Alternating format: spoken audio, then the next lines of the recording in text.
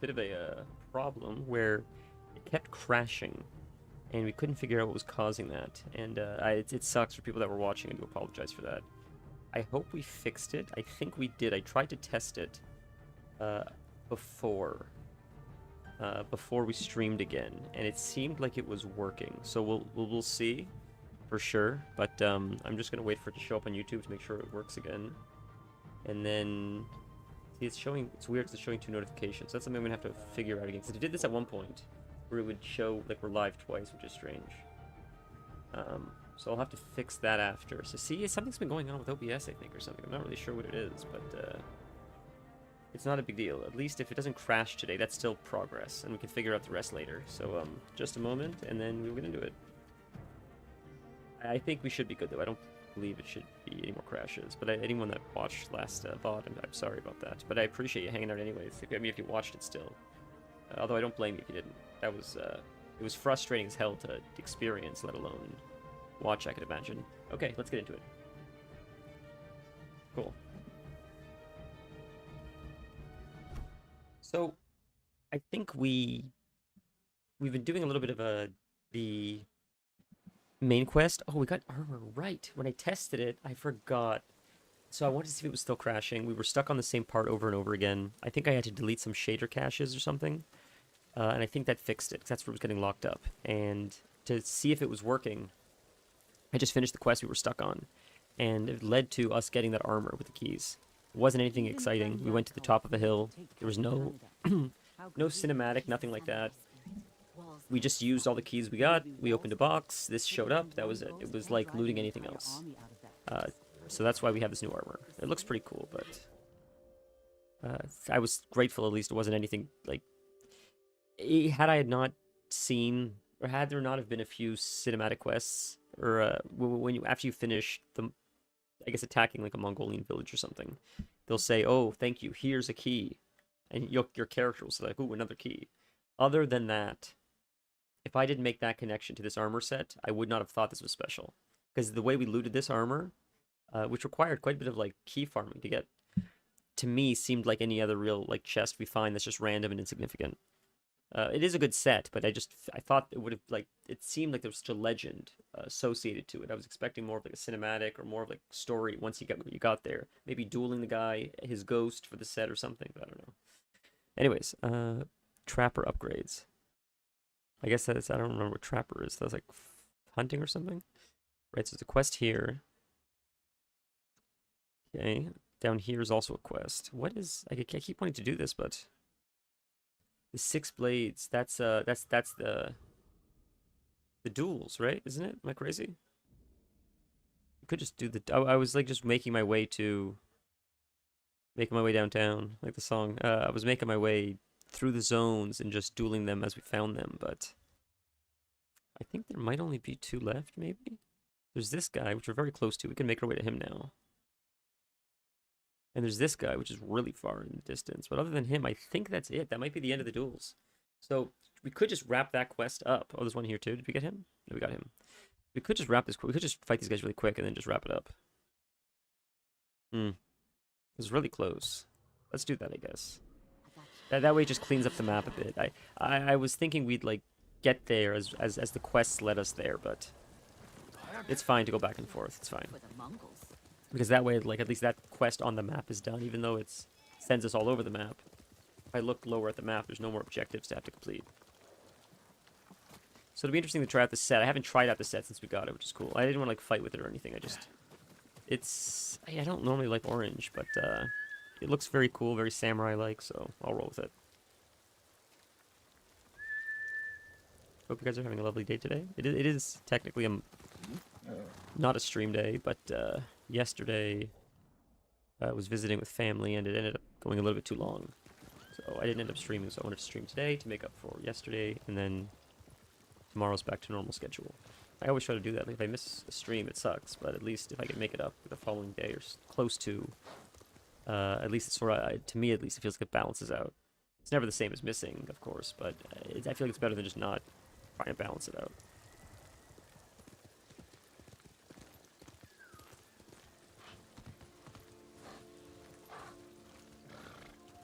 We could probably, say it's 280, so this is duel under, say, falling water or waterfall.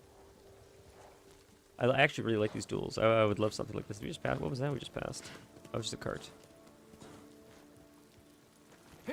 I saw a little bit of stuff related to God of War, and I mean, I think it'll be good. I'm excited. Even if the story was terrible, it would still be good, just because God of War mechanically is just a fun, good game. Even if the story was terrible, it would still be a mechanically fun game and a stunning game. Because even if the story itself sucks, the cinematography would be the same. The cinematography is brilliant. So what I mean is, like, there's so much. The story's probably not gonna be terrible anyways, honestly. But like, even if in the odd sense that, let's just say they intentionally said, like, how can we write the worst story possible? Let's say they did that just because. The game would still be good, I think, because there's just enough merit. There's enough quality injected into God of War series, whether it's the mechanics or the cinematography, that I just think it could carry, even with a bad story. But I don't think the story's going to suck, honestly. Especially if it's related to Ragnarok. I think it's going to be brilliant.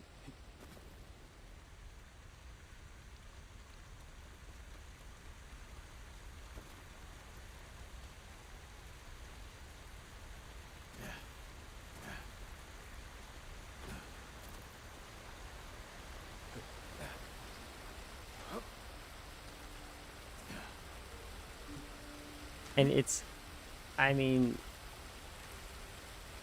this is a very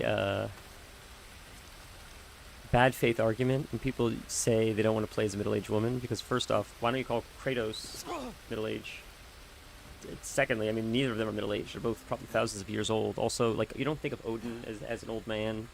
His whole thing is that he appears weak, but really it's a facade. You know, Odin could crush many people, and that's his whole thing, is that he appears frail and weak, but he's a trickster. It's sort of par for the course of the pantheon of gods that they often look like that. They're very humanized, but they have this. It's this dichotomy of human-like traits and appearance with these superhuman-like stories and abilities, and it's fascinating.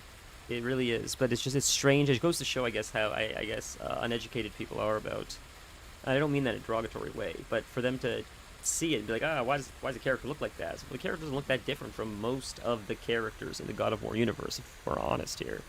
There's a few of them that I'm sure you guys like because, and you could tell, like, they did some fan service with some of them, and some they obviously changed the way they looked, but especially in the older series, the older games, they looked fairly true to, like, the depictions you'd imagine in the stories. So it's a weird take. It's so strange. It's just like, I don't know. It's the same weirdness as, like, people that are offended or about, like, unpolitically correct stuff in comedy. It's like you're almost looking to step on a landmine that's not there. That's what it feels like with the God of War thing. I don't know. It just feels like you're looking for, like, boogeymen that don't exist, and you're trying to find problems. It's just strange. Because there are, like, Gunnar games specifically about, like, looking at hot characters. God of War is it's never meant to be, like, looking at hot characters, ever. The whole thing was just about, like, this is an interesting story. So I don't know, you guys. It's a weird take. You're holding it to standards that it never set itself up to. That's what's weird about it, I guess.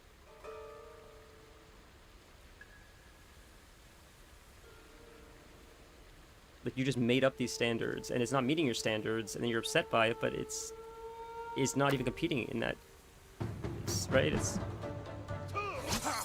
Am I in the wrong stance? We're good. You know what's funny is these are really tough. I usually practice right before we get into this, but it's a good way to get right into the game. It's been a little bit since I played last. These are so much fun, though. They're just the best part of the game, in my opinion, are these things. I love them.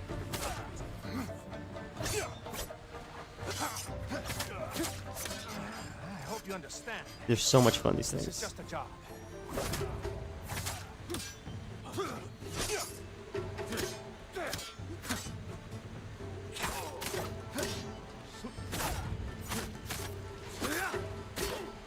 kicking his ass, dude.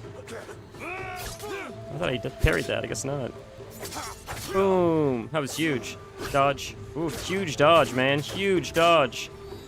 Cinematic finish. Cinematic finish. My God. My God. Oh, man. That was awesome. To be honest, I don't notice any difference with this set or the other sets, but this is a really fun game. Oh, stop blowing your eardrums. That water might be a little bit loud. Well, that's done. There's one more, right? This quest up here. Oh, Jin's Journey. Oh, we can teleport there. We got this guy, but right here. I wonder if we can. Probably have to. I guess we should just set it to here. And oh, it's pretty much close enough. That'll close a little bit more of a gap, I think. Turn around, I think. I think there was a whole bunch of other trailers as well that dropped that I haven't seen yet, but I look forward to checking them out.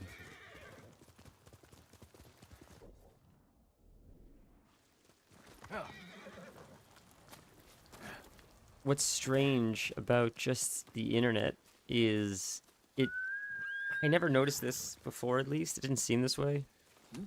I always thought at least it was different, where one side would clutch their pearls. So first, this is how it used to be. This is what I thought was funny. The more conservative thinkers generally would clutch their pearls at, like, the Beatles or the Rolling Stones having long hair and being rebellious and pushing against the man or the status quo. And that's how it was for a very long time. There was punk rock and rap music and you know, the tight suit turtleneck wearing character was like, it rots your brain. Video games rot your brain. And then it feels like those open-minded, artistic... See you soon. Or open-minded, artistic people started clutching their pearls. Where they sort of became a little bit like the people they rebelled against. And then it created a weird... just a weird space where, like, two groups that are opposed are both like clutching their pearls, saying that they're upset or offended by things. And you read this online now, and this is going somewhere, I promise. And I guess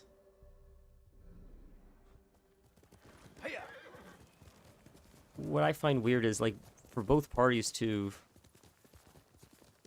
I don't know, feel this way. Like, well, just why not just not engage with it? I guess why do you actively engage with things that you dislike? And what I find the strangest part, I think, is the party that used to be the anti-establishment party that pushed against the pearl clutching, like, we should be able to say what we want in music, or things should be offensive, nudity, whatever it's about. Like, it's just about rebellion. That group that is now clutching their pearls when people push the envelope or do stuff, which I disagree with myself, but at the same time, like, if it's not illegal, I think it should still be, like, allowed. Like, do you know what I mean? There's a lot of stuff I don't agree with, but, like, I still think, like, the punk rock part of me is like, as long as, like, it's consensual, no one's getting hurt, do what you want. For the sake of freedom or art or, you know, expression and all that stuff. But some people disagree with that now, and I think those people that disagree with it were people that were in the camp that I'm in currently. And my point is like, instead of trying to shut it down or complain about God of War, or why not just play something else? Like, there's just so many games. Why do you want to change things? I don't know. I was like, well, I want it to be my way, but I don't know. It's just, maybe that's not how life is. Like, sometimes things just aren't your way. I know you see it and it pisses you off, and Kratos is a certain way, but it's evolving and changing, and it's like, I don't know. It's just to have that mentality. And I always felt this way with, like, the original pearl clutchers, the Ronald Reagan mentality of just say no, or cut the Beatles' long hair. It's like, you can't just... You can't just expect things to just be stagnant because you don't like the way change is. As people take over the throne, as people take stories or art or push things moving forward, it's going to be a little bit rocky sometimes, a little bit uncomfortable. The transitionary period sometimes is ugly.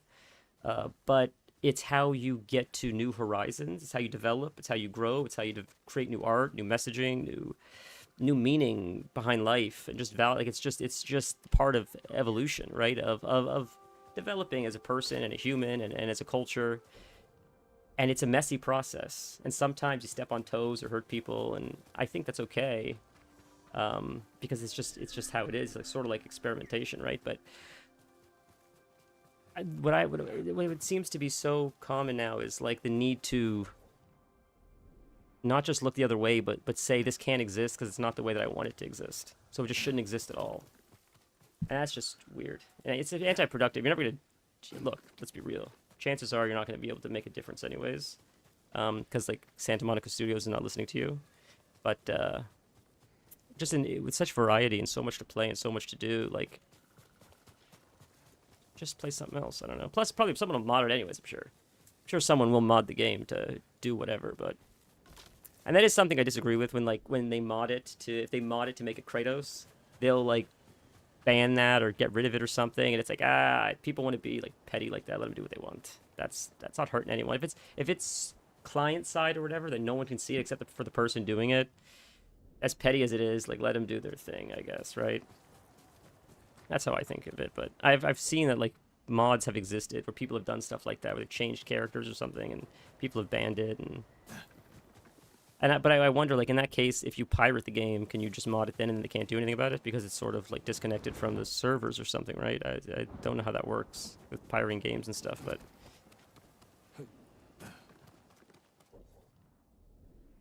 But I don't know. There's just I read on Twitter every day, like, people spend more time posting about what they don't want than just what they are excited about. And it's just a weird... Finally, I was getting tired. Who wants to live like that? This is our last samurai, I think. Let's do it. Here we go. This is madness. You're not a warrior, just a murdering dog. That's the spirit. Come on, Sakai. Last one, boys. What do we get for this? There's a quest for this when we finish this, but I don't remember what it is. This was a big one, though. This is one of the biggest side quests we've gotten, I think.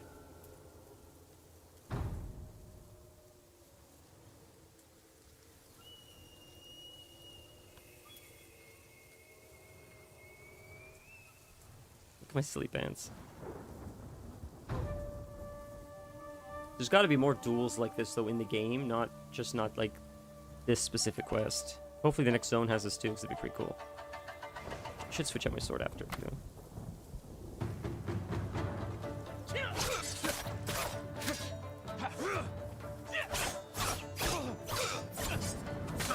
He's definitely tougher. That's fun. You have to dodge that. Oh, or not. Dodge. That's a dodge. That's a dodge. Dodge. It's not. Okay. Oh, he's really aggressive. That's fun. Might die here. You're gonna have to. Unless we get a heal soon. Dodge. We have to get a heal soon. Yeah, here. We get a heal there. Whew, that was close. I'm here now. Dodge. Dodge. That was a big dodge. Holy shit. Dodge. What in the Morgott is this guy doing, man? That's a big one. Oh, that was tough. That spin, that was sick, dude. That's crazy, man. Oh, whoa, what was that? This guy's pulling all kinds of cool moves. I've never seen any of this stuff before. This guy's sick. I messed in that. That's a problem. I'm gonna die, unfortunately. Oh, it's GG, boys. I think it's GG. Unless I can get to another phase where we talk to each other. That's GG. He's tough. Wow, he pulled a whole bunch of... Look how close he was dying. He was so close to dying. He pulled off all kinds of moves I've never seen before. That was sick. We got lucky there a few times. Oh, I got stood in that. Yeah, that was dumb. That was dumb.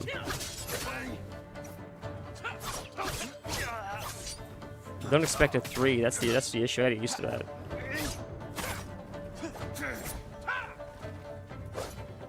Oh. Guess I'm not. Yeah, dead. Darn. Go again. He's a fun one. I like a challenge like this.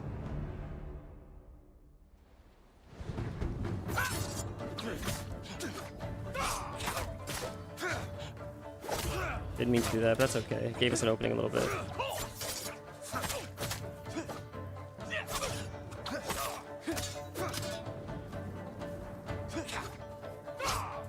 No, I didn't mean to jump there, but that works. The jump worked. You had gotten here sooner. I'm here now. How did I dodge that one?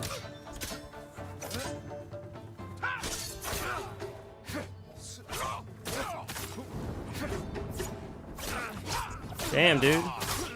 Damn, dude. I think he's got us again. I missed. I could have closed the gap there, but I dodged a little bit extra by accident. GG. I thought we died. I stopped parrying after the first one, so I thought he killed us. I didn't realize we were still alive. We had like a second win there or something. Alright, we got it this time. This is it.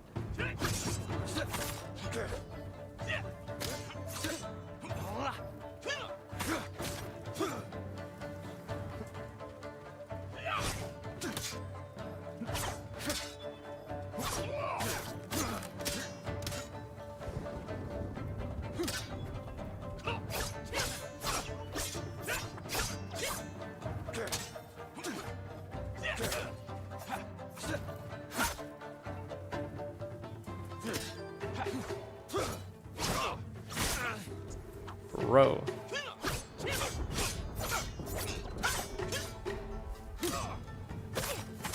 You'll be alive. If you had Oh, I didn't mean to heal. I shouldn't have healed. That was a waste.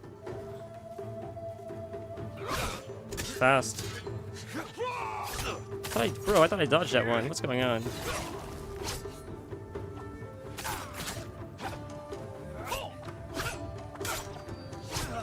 What? I thought we could dodge that. Or not dodge, parry that rather. Got lucky there. That's GG. Go again. Yeah, I messed up. The problem is I'm trying to do the Sekiro parries. The Sekiro parries. We look like Wolf, by the way. I noticed this armor. But I don't want to do the regular parries where you hold it. I want to do the quick parries where you counter them. It's more fun, number one. But number two, it's just more fun and engaging. It's tougher.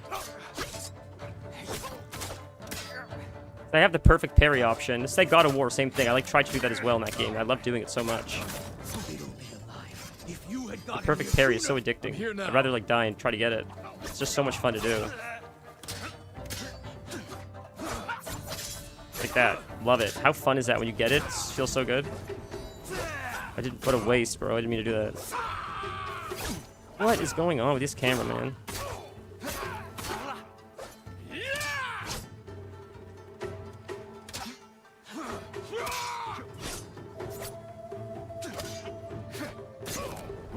Huge.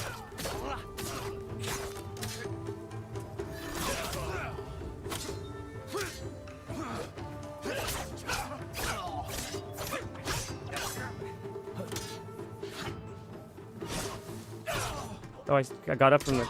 That messed me up. That was too close. That was way too close. We got very lucky there. That was very, very lucky.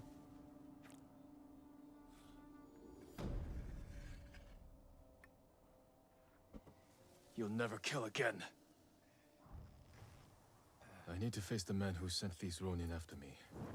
That musician in Umugi Cove may have an idea where Kojiro is.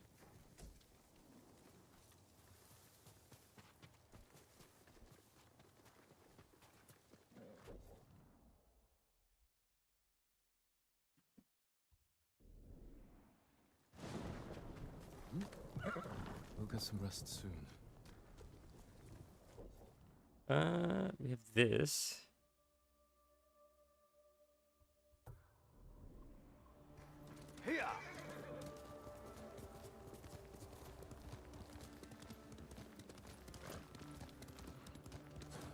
I got distracted during my I forgot what my main point was during that God of War conversation, but my point was it's just unfortunate just to read all that bullshit, you know. And when I read it too, it's so, what I've realized is a lot of these people probably don't even feel this way all the time, but they're so chronically online that they don't realize they're brainwashed by the other opinions they read. It's I see it as if I spend too much time on social media, it starts affecting you like a poison. It just seeps the frustration, or it bleeds into you, and you start getting frustrated from it as well. It's useless. It's so unproductive.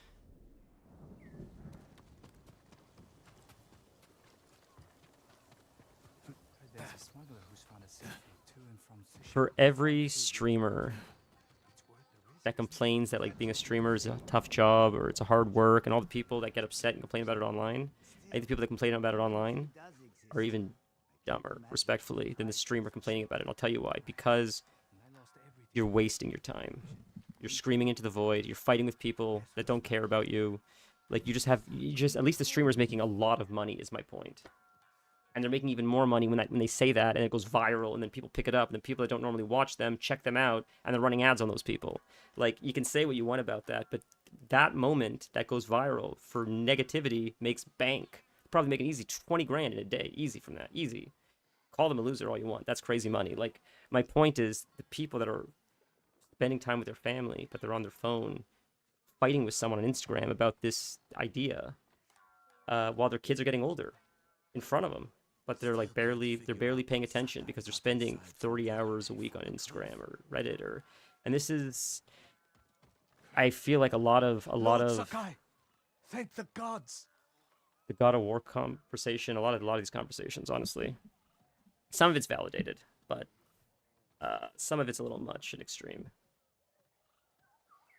The Straw Hats that Kojiro wanted me to duel are dead. He already knew, my lord. I told you, he is no ordinary man. You saw him again. He came back. I just miss when Told things were me more you earned like death by his hand. He'll wait for peaceful. you in People a were just more cave at excited about Ori like game Monastery. releases. Not everything was like, what can we nitpick old about? clan's I just, you territory. know what I mean? Like, a new God of War should just be exciting, You period. mustn't face him. Even if there are parts we don't That love, demon it's blessed just armor, it's exciting. he'll never It's tire fun. in It's battle. cool. We'll see about that. I'll pray for your That's all, I victory. guess. You know, just as simple as that.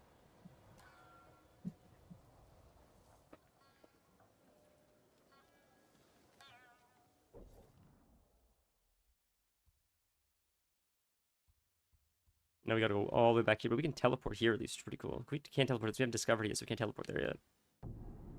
But I'm not talking about it. I'm not talking about it. I got, you know, like I said, like I got, you know, it's the poison from reading online is seeped into me. It got to me.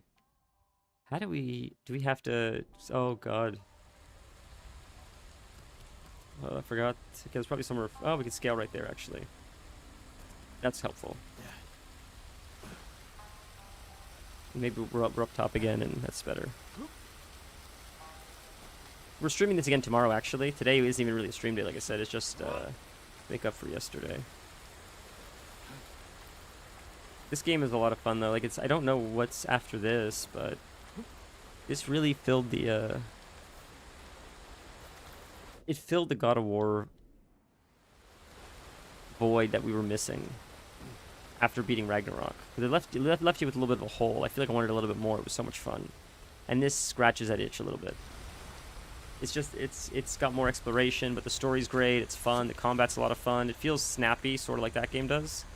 A little more fluid, maybe, but in a good way, in a fun way. So I don't think we can go up there, so we're going to have to go around, I think. Well, this looks like we can go up, maybe. But I saw there was a whole bunch of other releases as well, which I'm really excited to check out. I haven't... Can we? We can? Okay. Can we? Is there actually something here? Am I crazy? Maybe there isn't something here. Maybe there's not. Oh, there's there. There it is. Okay.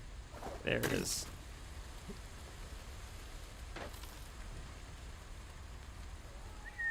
I think there was a Xbox show yesterday or something, and then there was a... I thought I saw there was like a PC show or something as well. I keep seeing console exclusives. I feel like they're just squeezing every little last bit of juice out of console exclusives that they can. I think the idea of console exclusives is a dying thing, respectfully. Not that I'm anti-console, I just think that most people expect multi-platform.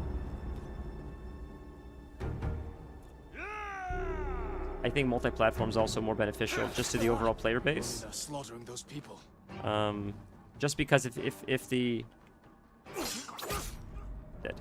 audience dies, let's say a game's PlayStation 5 only, and you have an audience of 1 million people, and after 6 months it drops to 5,000 people. If that was multi-platform, and there were players on other platforms, at least you could breathe more life into the whole time. It wouldn't feel as dead, because you cover more of your bases as far as like player base goes. Now you could say exclusivity for single player games, which is fine, I guess, but at the same time I just think less and less people are buying consoles. I don't know. And I'm curious to know, like, how long it's going to take until somehow people figure out a way to knock these things off with the way technology is going. I don't give it too long. I feel like the desire's there for people to want to make knockoff consoles that run on Raspberry Pi or God knows what. But they probably, maybe they can't yet. Maybe they can. I don't know. Who the hell knows? I know people say, well, it's illegal. That's never stopped anybody to do anything. You know, but who knows? I just think the idea of consoles is a dying thing, especially the prices that they're at. I don't know.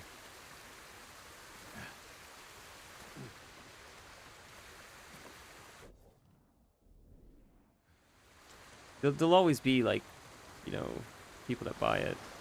I guess you can't go underwater, so it can't be here. Regardless, and they'll always pay regardless. That's just how people are, but it seems like the PC is becoming more normalized. Is that going to kill us? Can we jump in the water without taking damage, I wonder? Oh, it's not that deep. That's going to hurt us? Nope. Good. Okay, good. Getting down, though. That's far now. There's a ledge there, but it's probably going to hurt us. It won't kill us, but... Will the water kill us? I wonder. Should we try it? Will that kill us? No, look at that. Nice. Look how pretty this game is. Coming out of the water, it's unbelievable. What a stunning game. Look at this. Crazy. It's a beautiful game. It really is. This is what a lot of games are about now. Like, I think people are so single-minded when they don't like a character or something, but, like, look at just the artistry of this game. Plus, there's the combat, there's a story as well, there's just so many factors, but I think if you're so hyper-focused on one part of a game you don't like, you miss a lot of the beauty that the game has to offer. And this is, I mean, what a perfect example this is, right? Stunning, absolutely stunning. So, I don't know. You try to be a little bit open-minded. I think you'd see that games have a lot more to offer than just whatever you were originally getting out of them. Okay, I'm very excited to see what the hell this is, because this, I think, is the continuation of our dual quest.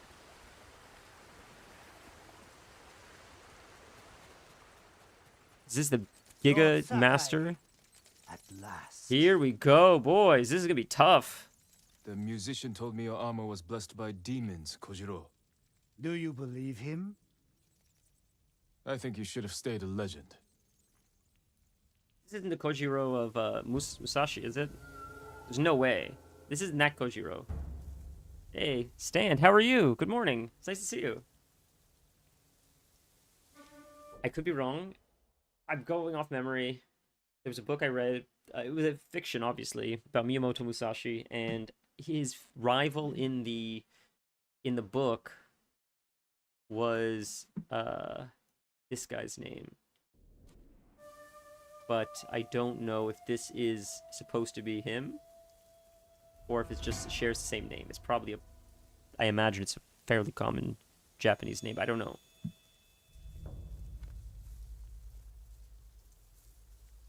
It would be cool if it sort of was meant to be him in this game, just sort of like you're fighting the legend himself, you know, the legendary swordsman. It could very well be, honestly. Now that I think about it, maybe that makes sense. They sort of like, whoa. I killed 1,000 men. Every death was sweet. The musician was right. You are...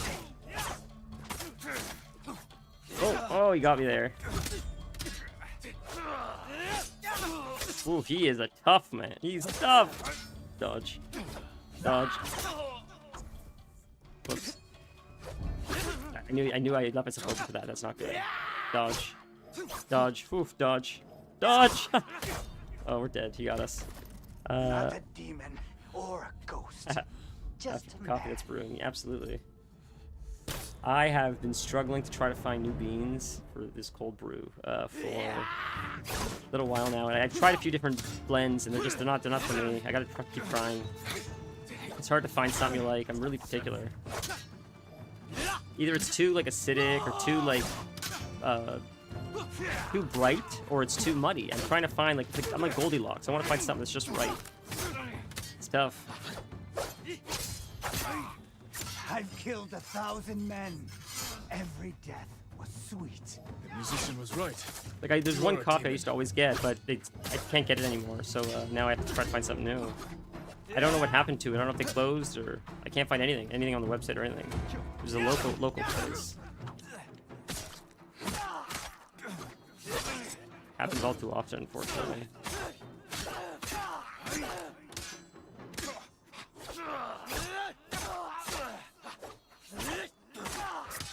Are you the one Ooh, we got lucky there. killed me? Is that what you want?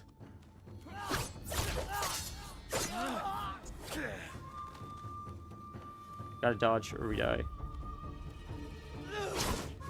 Oh, I wasn't expecting the double. That got us, bro. We might get lucky. We might get this. For lucky, we might get this. Very close. Got us. That we were one hit away probably from getting him. So close. Or a ghost. So close. He's a toughie. He's a real toughie.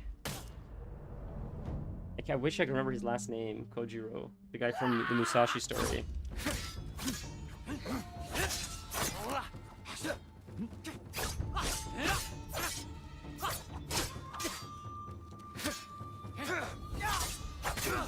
I think I see the parry window now. I think I figured it out. Let's see. Oh, a little bit late there, but I think I figured it out. I've killed 1,000 men. Every death was sweet. The musician was right. You are a demon. Oh, I wasn't expecting that.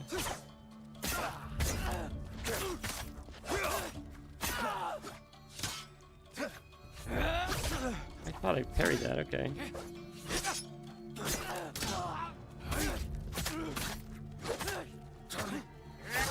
Thought I parried that, I guess not. That time I got it. There you go. See, there is the window. I think I figured out the window. I've just got to get it right. I got to find the window, but I think I know it. Is that what you want?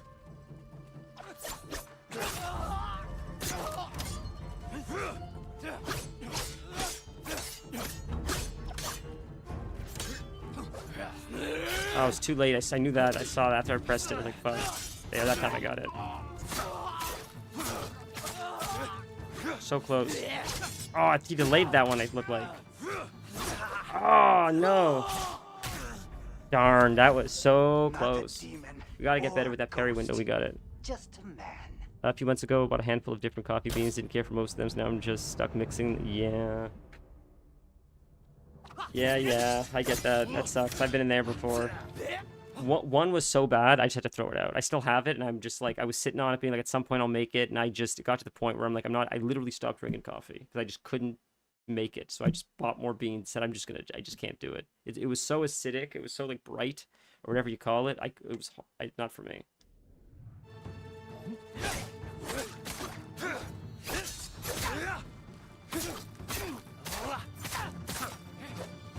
I've killed 1,000 men. Every death was sweet. The musician was right. You are...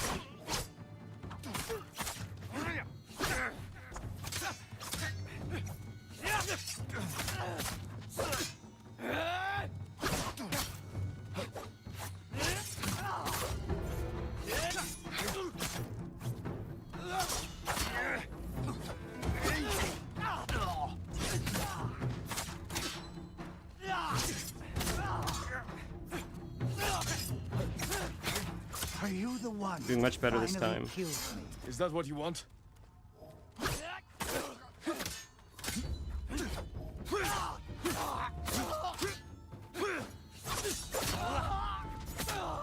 This might be it, boys. Special ability.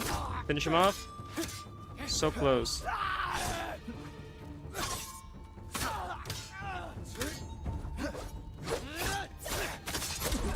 Ooh, that was a perfect parry to a finisher. My god, that was very cinematic. Damn. My big issue is grocery store coffee is starting to get too expensive for what I pay.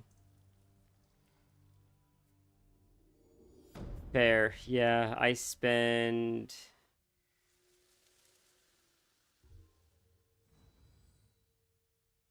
I'm trying to think. About that, maybe. Probably a little more even. It's quite expensive. It's sort of gross in Canada. Ooh, Kensi armor. What does this armor do? Where do you get it? Look at all this stuff there's to find. It's under gear. Right gear. Yeah, I don't... I mean, that's not awful, I guess. Oh, is that our new armor we're wearing now? Why'd it put us in this, I wonder? Interesting. I didn't mean to wear it. What does it do? I don't remember equipping it, but... Moderate increased resolve gains. Ghost weapon. Striking an enemy with ghost weapon must... Okay, that's not great, honestly. I mean, like, I think this one's better. Moderate stagger damage. I think this is better. Yeah, we could upgrade it too. This one I still think is the coolest, probably. Major increase to melee damage. I'd rather have less health. And I think less stagger damage. And have the major increase to melee damage. I think I'd rather have that. What does this one do? Yes, that's the bow armor. Right, major increase to health. Major amount, moderate increase to health. That's just sort of like a... Oh, I see. Change armor appearance like that, you mean. Could we... Okay, we'll wear the Ronin armor, I think, for now. Headband. Where's our hat, though? The hat we like. I think it's the black hat. I think is the coolest one. Well, we got different headbands and stuff now, too. I think the black hat is still the coolest. Oh, that's fun. That's neat. Oh, nice. That's still... That one's still one of my favorites, too, but... I think I like the black hat. Oh, we have these ones. Yeah, that one. Neat. That's cool, but again, I still think I still think is the best. All right. I think that's it.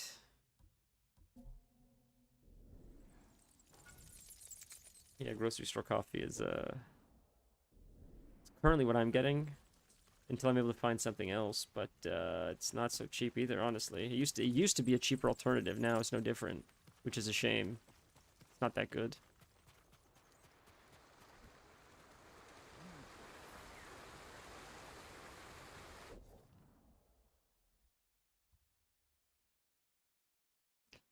There's a side quest there. So there's stuff all to do down here still, right? Stuff to finish up here, I think. There's a quest here we can finish up. Yes. Okay, so we'll... I guess we can check her out if we can teleport here. It's pretty close. I think that's the closest. So we'll teleport here, and we'll see what she has to say. Because I think that's probably a continuation of a quest. Yeah, it looks like it. Oh, she's gone. Where'd she go? Here? Oh. Okay. Where is she then? Oh, there's that quest. Message in blood. What quest is that? That's not this one, right? No. Final request. What's this one about?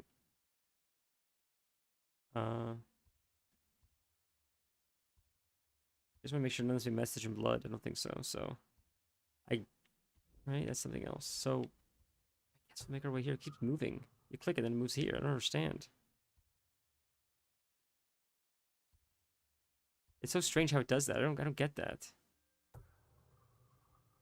Alright, anyways, we'll just teleport to this and we're close to this quest. Who knows?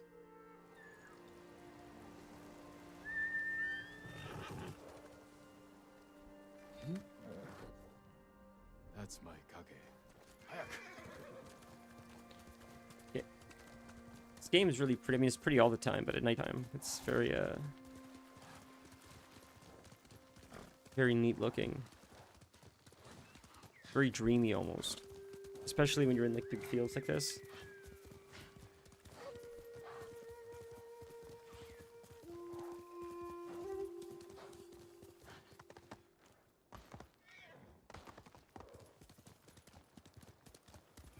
You've got to be really close, right? Am I crazy? Did we pass it already?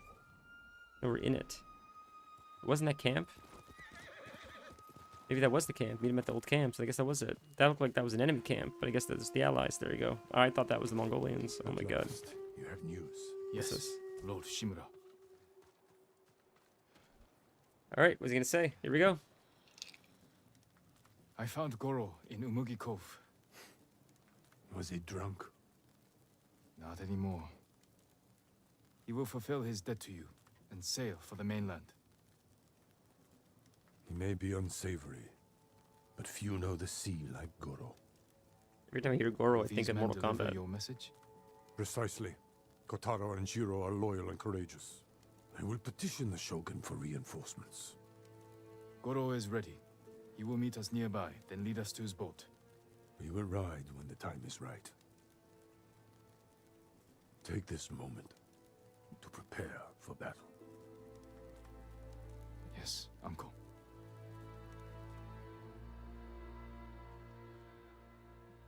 It is time. To your horses, men, We are ready, my lord. Stay All right. alert. and keep where's my watch horse? for our smuggler. Wait, let's grab some supplies. To my side! All right, where is my horse? Kage, come! There you go, buddy.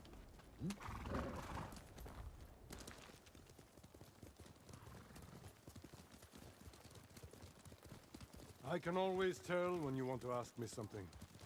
Out with it. I'm curious how you met Goro. I caught him selling Chinese silk forbidden by Shogun decree. I burned his stock and let him go. He could have been flogged, but you saw a better path. A skilled sailor can be a valuable asset. Why would you not want Chinese silk? The Mongols Wouldn't that have many be ships. valuable? Can Goro evade them all? He has no choice. Maybe What he will was we doing it do if they illegally, catch but us, my lord? still. Do Why not would you fear burn it? death, or whatever? Kotaro. Live with courage, and never forget the people you fight to protect. Lord Shimura! Goro, where is your boat? This way. I'm happy you're alive. Is this an ambush, Thank man? you for agreeing to settle your debt. I'll do my best. But I fear I don't know the if we can trust Mongols him. will sink me before I leave the coastline. There are too many eyes watching the water. Perhaps we can direct their attention elsewhere. Dismount. We walk from here. Okay. I feel like he's gonna lead us into a Mongol camp or Fort Mitodake. My or an father ambush took of that some kind. stronghold Yeah, I from feel like he Clan Reiko. sold us off. Maybe I'm wrong. We'll see. I don't know if we can Now the trust him or not. Mongols have it. Imagine their surprise when two samurai take it back from them. If we make enough noise inside the fort, The Mongol ship crews will look to it instead of the water. Hmm. Goro, we will draw the enemy's attention to That the makes fort. sense. Good idea. Sail when you hear the fighting. My lord, you'll be killed. Your only concern is delivering my message. Horses might give us away. We will go on foot, Lord Sakai. All right. This isn't the main quest, is it? Am I crazy? No, there's no way.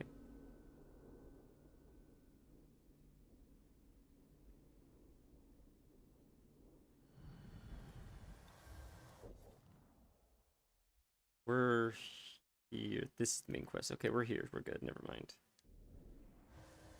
Okay. Travel to Fort Mitodake.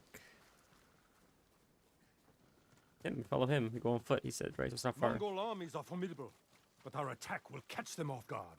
let's pray that holds true in the fort. They outnumber us, but they cannot attack all at once. How long can we keep the element of surprise? Only until we see the enemy. Then, we strike. I think it's gonna be a lot of fighting face to face, but Mongols ahead. we're gonna have to use the scouting thing, I'm sure. Whoops. Get back. We could avoid them. Turn your back on a foe, and you will die with a sword stuck in it. There.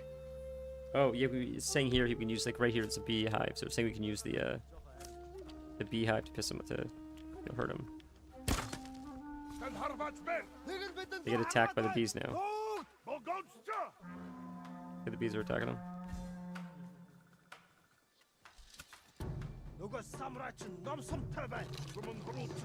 Oh, they see us, they see us. Alright, we'll just kill them. Oh, chain assassinate. Shit, we could have chain assassinated. Shit, man. Maybe we can still chain assassinate if we get behind one. Maybe not. Just fight him, it's fine. We have the advantage. Cross the bridge. Cross the bridge, kill the guy. What do you mean? We'll kill him. No, we'll cross. kill everything.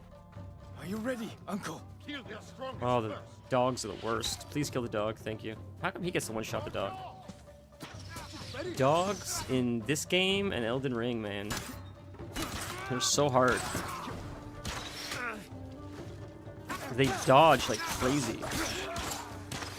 Let's kill these guys, but the arrows gotta go. Coming out of the gates. Quickly. Perfect form, Jin. Well done. Okay, you have swords. Oh, big boy, I gotta get the big boy. Oh, got me. See, they're tough.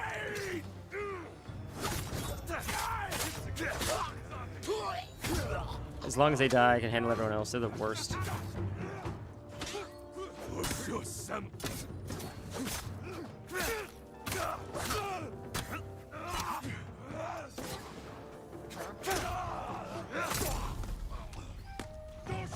Oh, dodge. Where are you shooting from? There you are. I see you. Got ya. Next one. Oh, swords. Switch. Parry. Done. Next one. Parry. Or not. Dodge. Or attack him by accident. Okay. He just shot his friend in the back, I think. I didn't think there was friendly fire. That's crazy. Okay. Shield. Parry. Done. Okay. I finished this guy off. I think that's it. Oh, one more. That's it. He's dead. Done. Nice.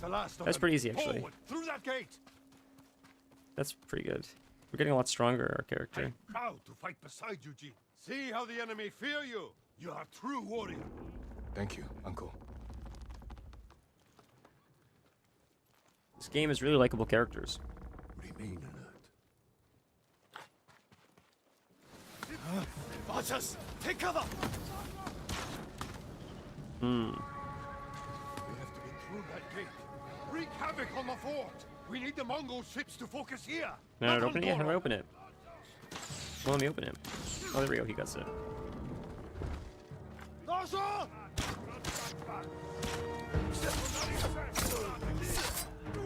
You could shoot the barrels behind him, technically, but it's okay. We'll fight. We'll learn how to do combat. The barrels behind are explosive, though. But it's good to learn. Especially big fights like this. It's good to learn, like, quick dodging and all that stuff, right? Enemies from multiple angles. Real-time parrying, stuff like that. There is friendly fire. See my friend. That's so funny. This guy is alive? Yeah. Kill him. Otherwise, we'll get stuck in combat. I don't think they ever die. If you don't put them out of their misery or whatever and suffering, I don't think they'd ever die. Maybe they do. It takes a long time. Many times I've been stuck in combat. I can't tell why. And it's because dog fuck. See? Look what they do. They play around or get shot at. It's so hard to hit. They stagger like crazy. Oh, another dog. Use my special ability on the dog. Jesus Christ. Thank God.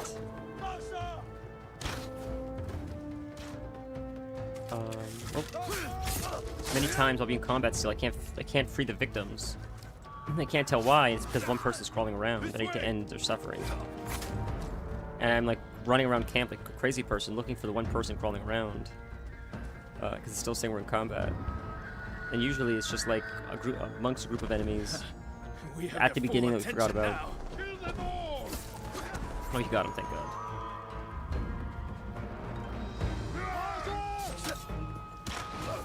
Look, you got him on fire. There is friendly fire. Literal friendly fire. That's hilarious and insane.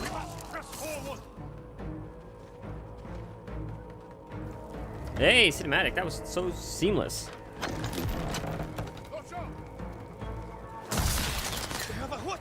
That is our new goal. Fight to the tower, Jin. Cut them down. Am I in the wrong stance? Yeah, that's fine. Lord Sakai.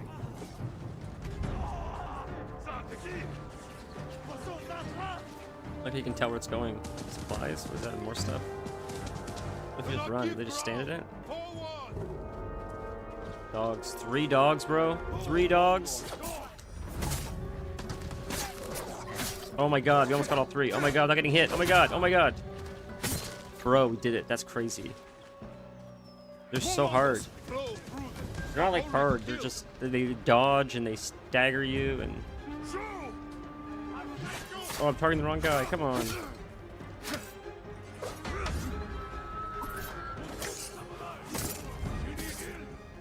This is the guy I wanted to fight, man. Come on.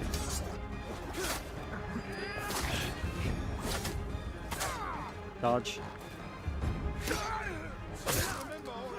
Dodge. Dog. They're the dogs. Double dogs. Look at that stagger. Triple stagger. Crazy. I broke his stagger. Gotta use a special ability in these fucking things. They're so annoying. I see there's a shaman somewhere. I hear him. Dogs. Dog gotta die. Jesus Christ, man. They're causing more issues than anything else here. Oh my lord, man. We'll use...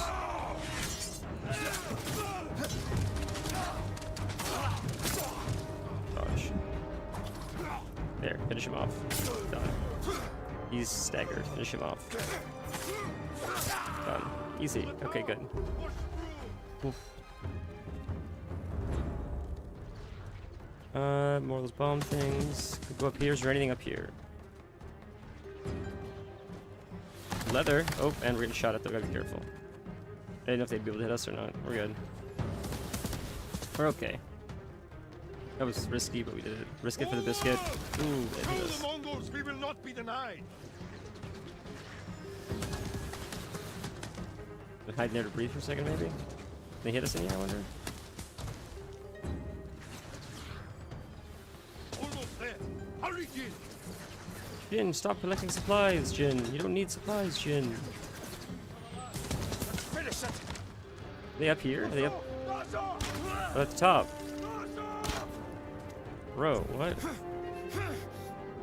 do you get up to the top then? Can I climb up? Can I like... Oh, it's right there, I see. It's just...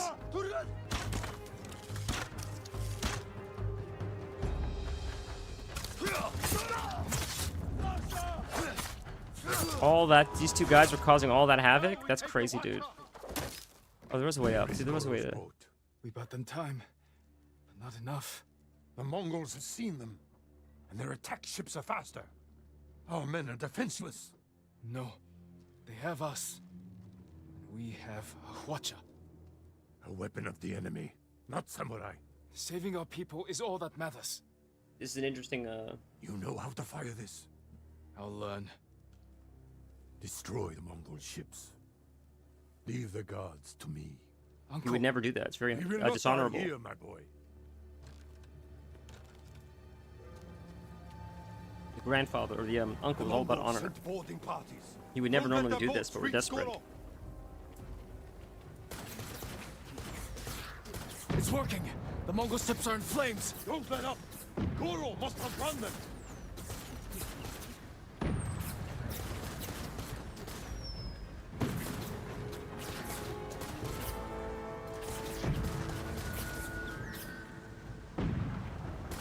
There's more. I didn't see you. Oh shit. That it? Are we good? Archers on the shore. Don't slow down, Goro.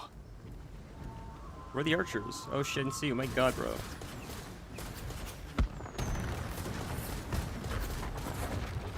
This quest is crazy, dude. Can I blow up those things here? Can I blow these up here like this?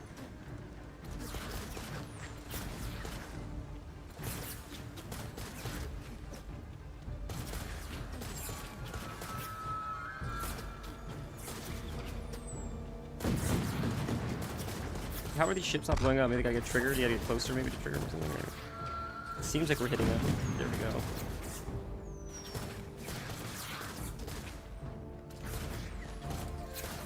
More ships on the way. Hold on, Goro. Bro, this quest is annoying. I had a feeling we win this quest. This is annoying. Alright, we'll try again. The Mongols sent boarding parties. Don't let their boats reach Goro. It's working. The Mongol ships are in flames. Don't let up. Goro must outrun them.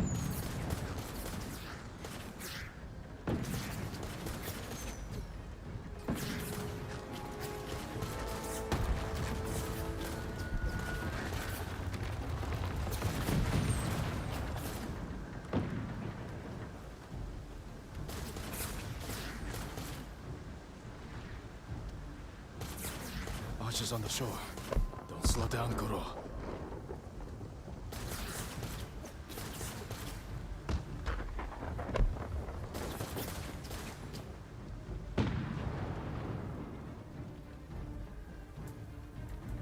Eventually we'll have to kill these ships here, I guess. I don't know when, but there now.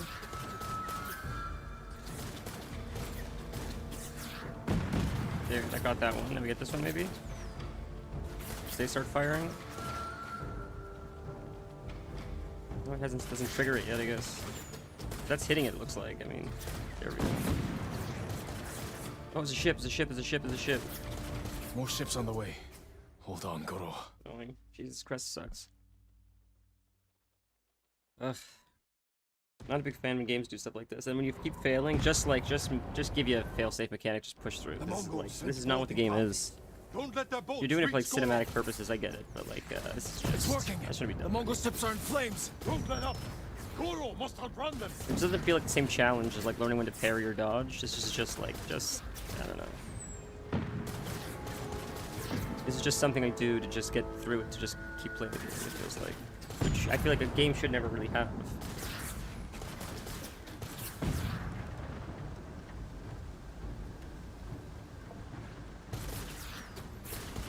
Watch us on the shore. Don't slow down, Goro.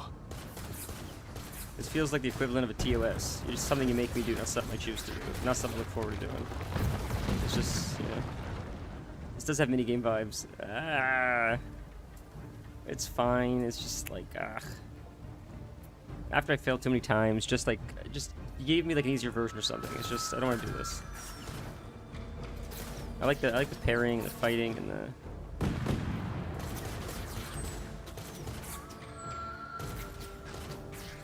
Here's this one.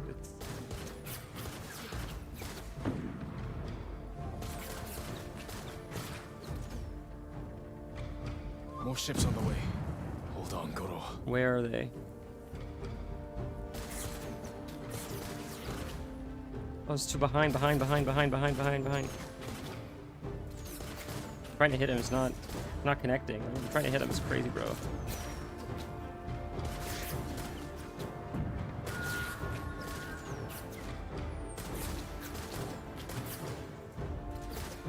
I hit this thing, I don't feel like I'm lining up to it, but...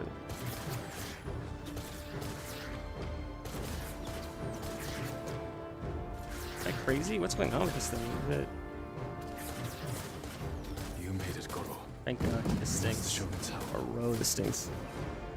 We're done though. You Okay. did it. I knew we would. You continue to It's prove a the very Mongols are interesting not unstoppable. You taught story. me to fight. I couldn't disappoint you. And you never have. See, I am proud of the warrior. The man you have become. for him to say that. Jin, my message to the Shogun included an announcement. Oh, he's gonna make him I the wish leader. to formally adopt you as Oh, my that's son. so nice. That's very sweet. In my heart, you have always been the heir to my legacy. That's so sweet. Wow, that says a lot. When this war ends, we will make it official. One day our people will look to you as their leader. You will become their honorable Jito, backed by all the power of the Shogun. I hope I can serve them as well as you have. Yeah, it's a sweet game. We must finish our preparations while we wait for the Shogun's reinforcements. What are you? Really quick, at the beginning of the game, his whole thing was, you're working with this girl, she uses stealth, she's dishonorable, don't be dishonorable, you're a samurai, samurai's honorable, if you want to fight people and kill people, you do so to their face, you challenge them to a duel, you don't stab them in the back. And I sometimes had to do that, and he would be upset with me, being like, this is not the samurai way, why are you doing this? And we were telling him, things happen sometimes, and like, you have to, if you're fighting unsavory characters, sometimes you have to do unsavory stuff, you have to fight fire with fire. Because they're not playing by the same rules as you. So you have to do what you have to do to survive. And this is the first time he saw that, where he realized we're going to lose unless we use their weapons against them, which is dishonorable, but you got to do what you got to do to survive. So that was an interesting transition. And then for him to say, I'm proud of you, that confirmed it, because the whole time our character was conflicted. I'm trying to live up to his standard, but at the same time, I want to try to save like our nation or whatever. And to do that, I have to sometimes be a little bit sneaky and do dishonorable stuff. And I was valuing, I think, saving the people, saving innocent civilians over the samurai way. And I think we were afraid that he felt we were betraying him or the samurai way or whatever. So this was confirmation that he's like, no, I get what you're doing. Proud of you. It was nice. It was a nice moment. If you were watching up to this point, like that, it was really meaningful. We must show our people that the samurai lords of Tsushima still fight for them. 'Cause he just wanted that, like, When you're ready, meet me at our staging camp in Kubara. he was never mean or cold. He was never mean or cold. Just sometimes disappointed. And you wanted him to see, like, Save our home. I'm doing what I can, you know? As father and son, the Shogun himself will celebrate our victory. We will meet again soon. Until then, travel safely. Stan, have you seen any of the trailers, the new trailers for all the games coming out, or you don't really pay attention to that stuff?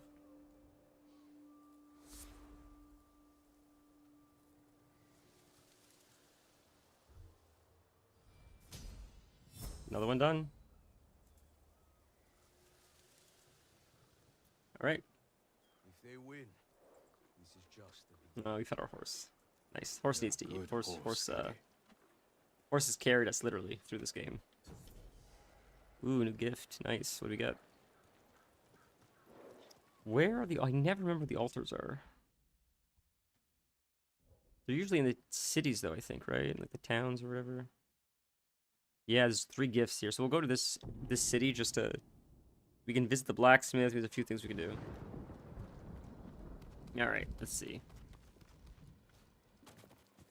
Lord Sakai. Thank you. She want to again. say something to us? Maybe she does. Look at that. Maybe she does. Shino, you made it here safely. There were no demons on the road. Kappa or otherwise. My aunt's teaching me. to Fair treat enough, the Stan. wounded. Your I like that father would be answer. Proud.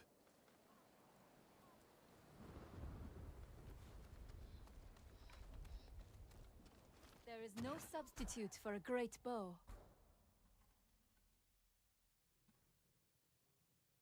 Mm.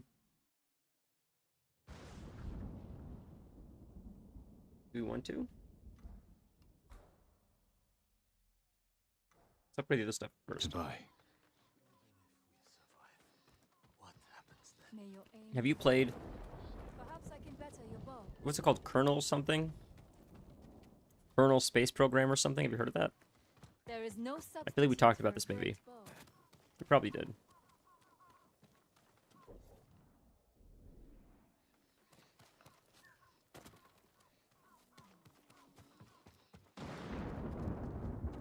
I just remember that one game I thought people said it was like hyper realistic, sort of taught you physics if you wanted to learn.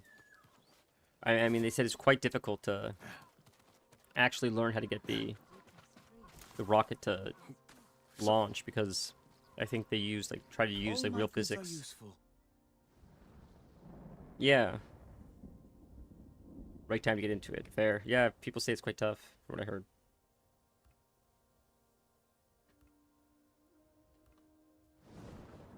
Hmm.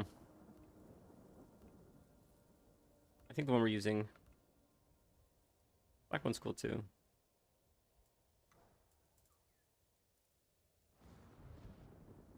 That's true. I agree with that. That's fair. Ooh, the green bow is actually pretty cool. I like the green bow. Let's get the green bow. You'll find that very useful. That we don't have anything for. Don't have that set yet. Don't have that set yet. This is the armor set that we were wearing, I think. Yeah. The red is pretty interesting.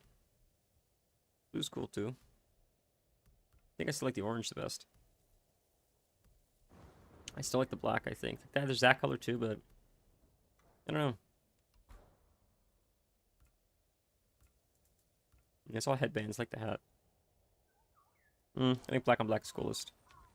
I hope the roads remain clear for you, my lord. Stay safe, my lord. We bow to her? Oh, sorry, I'm not facing you. Can't find a single drop of sake out. Now I find out. the Well, what if that merchants door's gonna be sold repaired? cargoes to the Mongols. Have to hope he's only doing What do you it have to because- say? The spirit of Yarikawa's vengeance has returned, my lord. It's been killing people in the old ruins. I haven't heard of this spirit. You're sure this isn't the Mongols' doing? You don't know the legend of Lord Yarikawa's final curse? The musician Yamato tells it better than anyone. He's near old Yarikawa now. I'll Oh look my for god. him. Get to the bottom of this. So I guess he's got another quest for us. So I think these legends, like this one, I think it gives us new abilities and stuff. See? Dance of Wrath. I think it's the last one we need.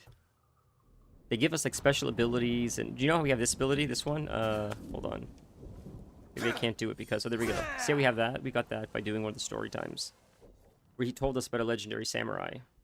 So I think it's the same thing. If you keep doing these quests, it's usually story time, and you unlock like special abilities based on like legendary samurais and stuff. 8 out of 24 liberated. What the hell is that down there?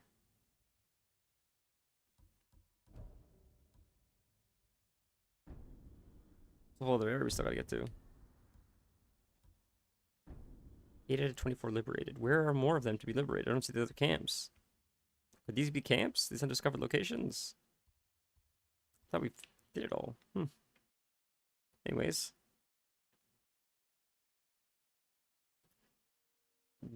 We can teleport to here. That's closer. This is closest, I think.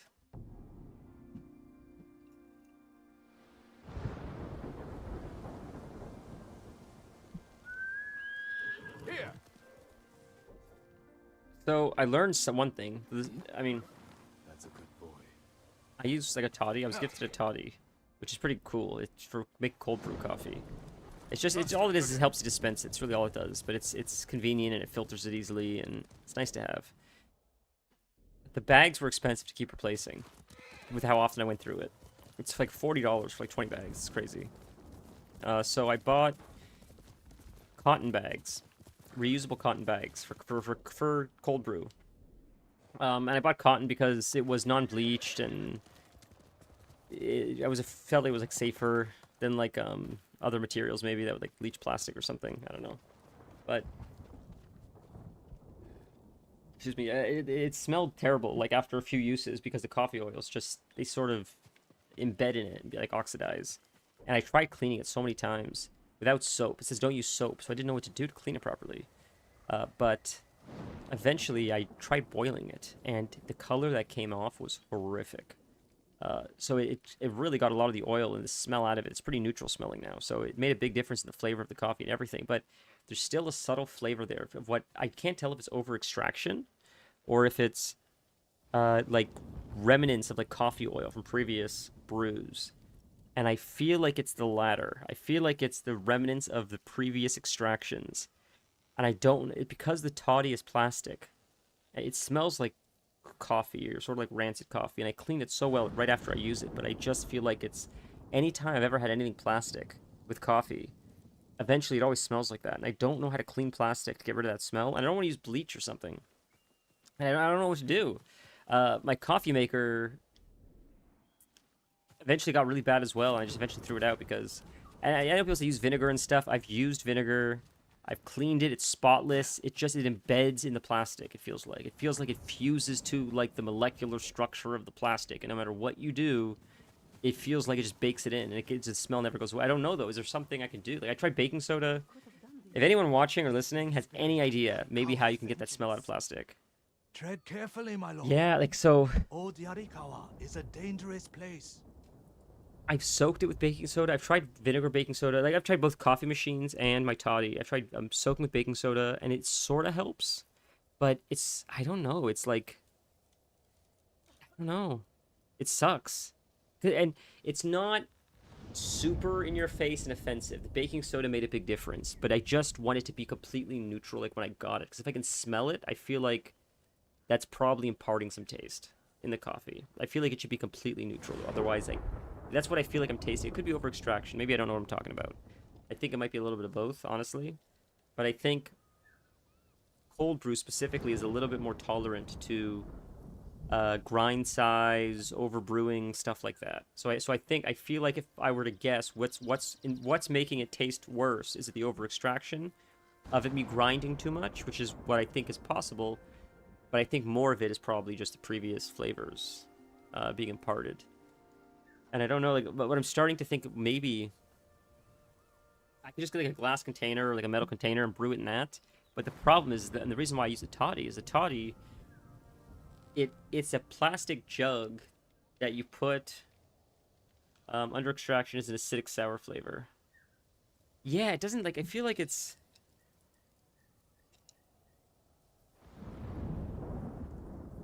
I don't know. I don't know. I feel like it's just...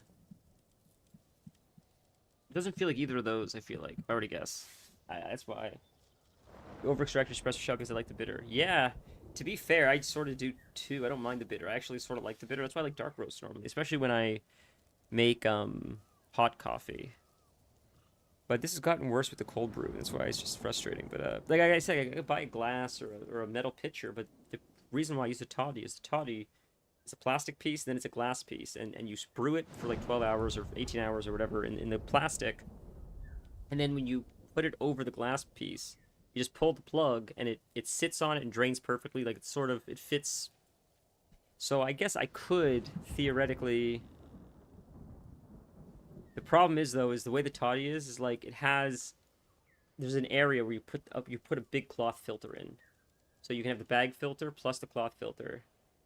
So it's like double filtering. And I don't know how I'd be able to force it through that cloth filter otherwise, or if I don't put it through the toddy machine. As silly as that sounds. There's probably a way. I could get like a funnel, I guess. I guess I could just buy a funnel, I guess, do it like that and see if it makes a difference. Maybe I should try that one time. Just buy like a cheap dollar store funnel and brew it in something else, just to see if the flavor is different. And if it is, then we just know that it is the toddy. No, it doesn't. It's not too different, honestly, from a French press. The difference is, I think, the French press, and this is why I don't normally like French press, is the French press uses generally a metal filter, and the toddy, generally you'd have a paper bag that comes with it, or if you buy them for $40. But I use the cotton bag, but it's a cotton bag, and then it's, as it goes through the hole, it passes through another, like a cotton filter of some kind, a pretty thick cotton filter. So it's sort of like double filtered. And the French press, it's supposed to be like more clean, like the French press, which is more like a mouthfeel, more like a muddy kind of thing. Although, is there a way you can sort of get a French press to like filter it more even, or? What happened here? Curious. We were coming down the road and heard screams. By the time we got here, it was too Paper late. filter on a French press just takes a lot longer to push down. must Oh, have killed each interesting. No, it was the spirit of Yarikawa's Do you replace vengeance. the metal filter, or you just Spirit. cut it to the circle of the metal You filter? know some of the tale, but not all. Put a hole through the middle, screw it in. Like, do you do that every time?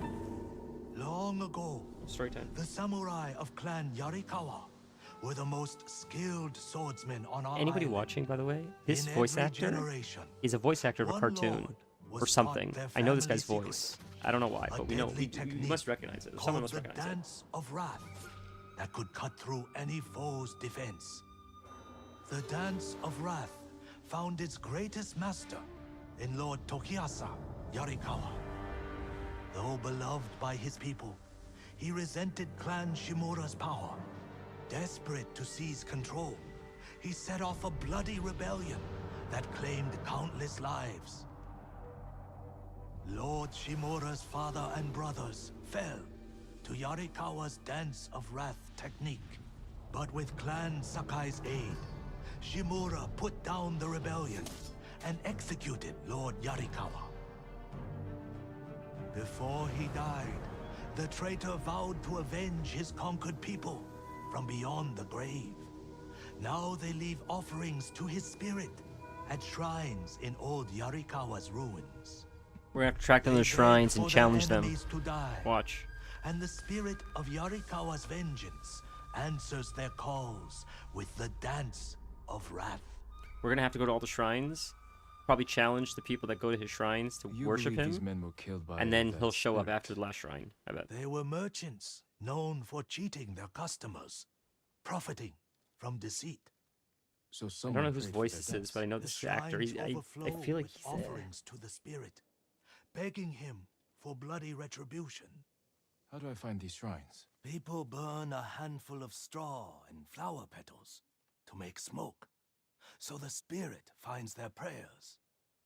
Look to the sky, my lord. So yes, so that's the thing. Like the the muddy thing is a negative for me, but it's Be the reason why I use careful. a French press. Yarikawa's Essentially. people haven't It's like forgotten your it's plan's not role it's in not their actually a downfall. negative. That was a I long don't time like ago. it, but it's the purpose of a French Not press. to Like them. people, that's why people buy French presses, because like that's the whole experience of it. And when I first got into coffee, actually I didn't mind it. But yeah, lots of silt. That's nice. Yeah, that's another thing, is like my stuff's a little bit muddy, even in my toddy, and it's because my grinder is excellent for hot brew, but it doesn't do big enough for cold brew, I find. At least with the dark roasts that I do, I guess because they're more oily. I don't know. I wonder if I were to use more of a medium roast, if maybe it wouldn't matter as much. Maybe it's more forgiving than like a darker roast, which I feel like would push more like mud or whatever through. Because it's like it's more oily, isn't it? Wouldn't that make more sense? Is that not how that makes? Is that not how that works? It's got like more oils, doesn't it? The dark roast.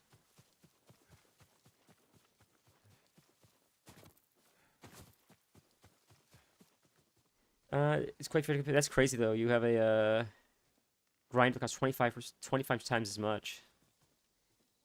It's a burr grinder. It is a burr grinder. I can send a picture on Instagram. Instagram. I was talking about Instagram earlier. I can send a picture on Discord. Just like in the general chat, saying like this is like my grind size, and be curious to see what people think, if they think it's if it is too small for cold brew, because I feel like it is based on what I read online. And I know they say it's like very forgivable, but I still feel like if it is too fine, you still run into the chance of it being a little muddier. Flat burr or conical burr? I thought it was conical, but I have to check. It was actually given to me. My friend had an extra grinder, and he didn't need it anymore, so he said, like, I'll just send it to you. You can have it, because I didn't have one. So it really came in handy, you know. That's what I'm not complaining about. I'm grateful to have it. I was doing it by hand. It took me like 45 minutes to grind. 340 grams. My forearms though were getting quite a workout by the end of 340 grams of coffee. And to be fair, like, why would it take so long to grind it? Probably because I had a dog shit grinder. I feel like if you have an expensive quality hand grinder, I feel like it doesn't take that long. I feel like because I bought a grinder for like $9 on Amazon. That's probably why. The hand grinder, I mean, not the conical burr one. I think it is conical burr though, because the conical burr, I believe, is where I know the difference. I'm pretty sure. I thought it was. I'll have to check for sure now, but what would be the difference though? I'm curious now. Okay, I thought it was down here. It might be up here though. The guy we're looking for. We have to find him. White smoke. I guess this is the white smoke they're talking about. I thought this was like haze.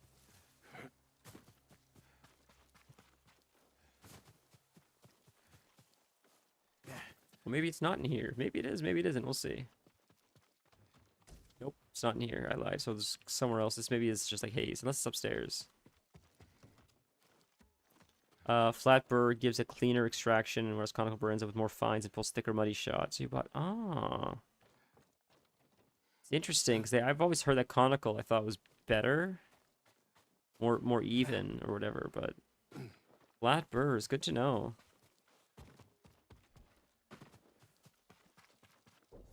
Do you have any recommendations for a coffee maker, by the way? I don't know if you use coffee makers. Like, I want something that's somewhat cheap. I hate the idea of just. I don't mean to be that guy. I don't mean to be Mr. Alex Jones with the tinfoil hat, but I just don't like the idea of hot water and acid being in contact with like cheap plastic for like extended periods of time. And a lot of coffee makers that I look at, including the one I had for a long time, was mostly plastic, and it imparts flavor so quick no matter how much I clean it. I wanted something that was like more ceramic or metal, but they're so crazy expensive. A conical is still better than blade chopper. Oh my god, a blade chopper I had like in high school maybe, and that was just terrible. That was so uneven. It was just awful. It was hard to enjoy coffee like that because it's so inconsistent. It's funny because I think people that don't drink coffee are like, oh, you're saying like you're literally saying that a grinder makes coffee undrinkable.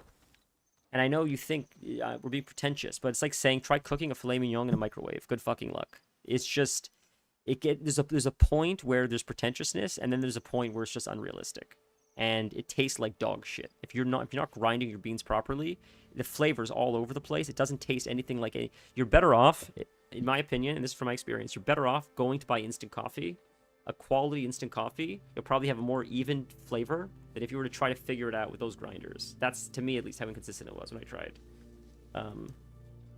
It was so inconsistent, it was crazy. I could never get the same cup ever and ever again. At least if you use instant coffee, it'll probably taste like shit, but at least it'll be consistent. Like, I don't know, it's crazy, dude.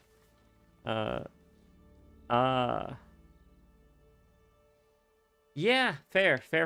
I agree with that. So this is what I was thinking. Hopefully the missus isn't watching this. Our coffee machine broke. I was tired of it. I was thinking, like, we could just do, like, a pour-over. I'd be happy to make her a pour-over every morning.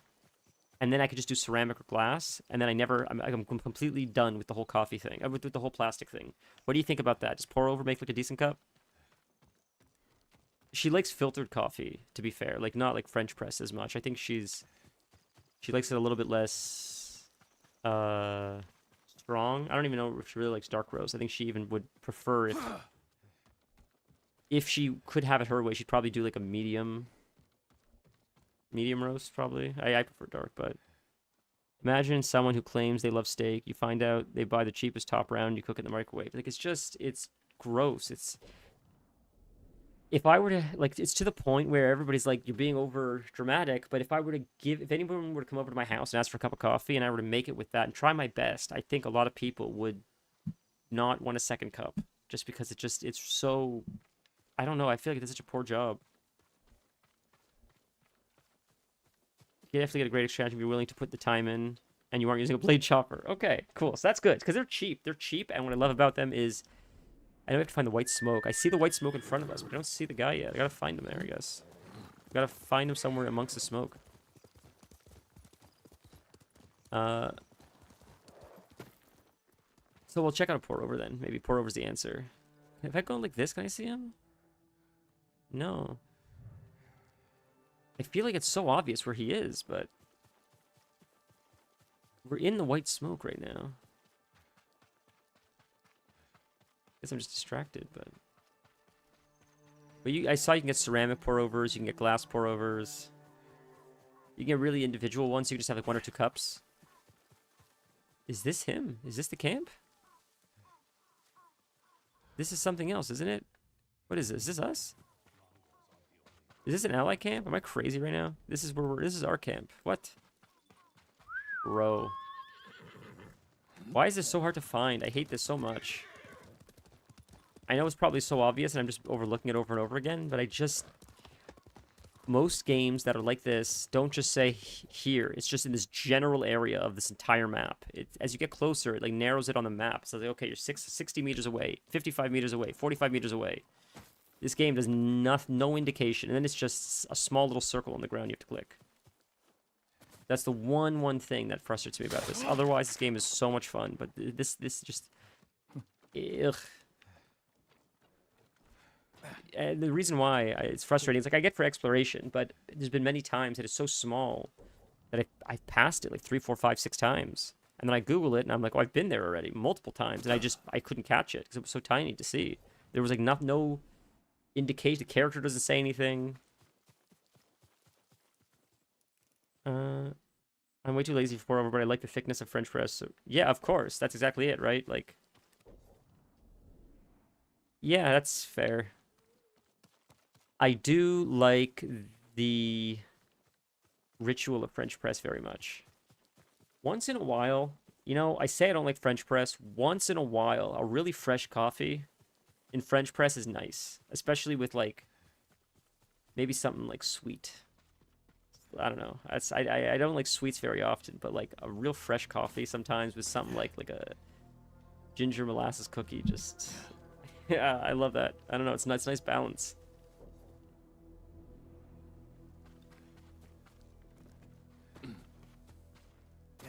I actually got this is it does say we can go here. Let's fuck it. Let's try this place because then we'll Google it after this. We'll try. I think we went here already, but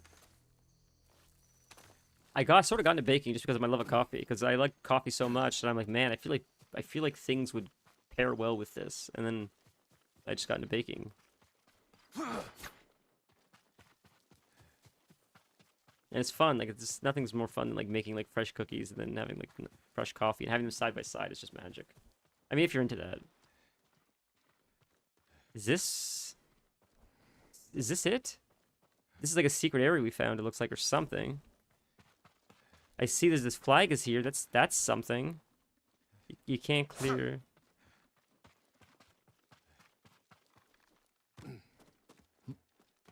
No, nothing. Okay, boys, I'm sorry. I think it's time for a quick goog, just to see what the hell this thing is, because this is ridiculous. We're running in circles like an idiot, trying to find this white smoke or whatever the hell this is. There's like no... There's no indication of what we're supposed to do here, other than just find the white smoke or whatever it says. What quest is it now? Where even is it? Not this one. Oh, it's a story. That's why I can't find it. This one right here. Here.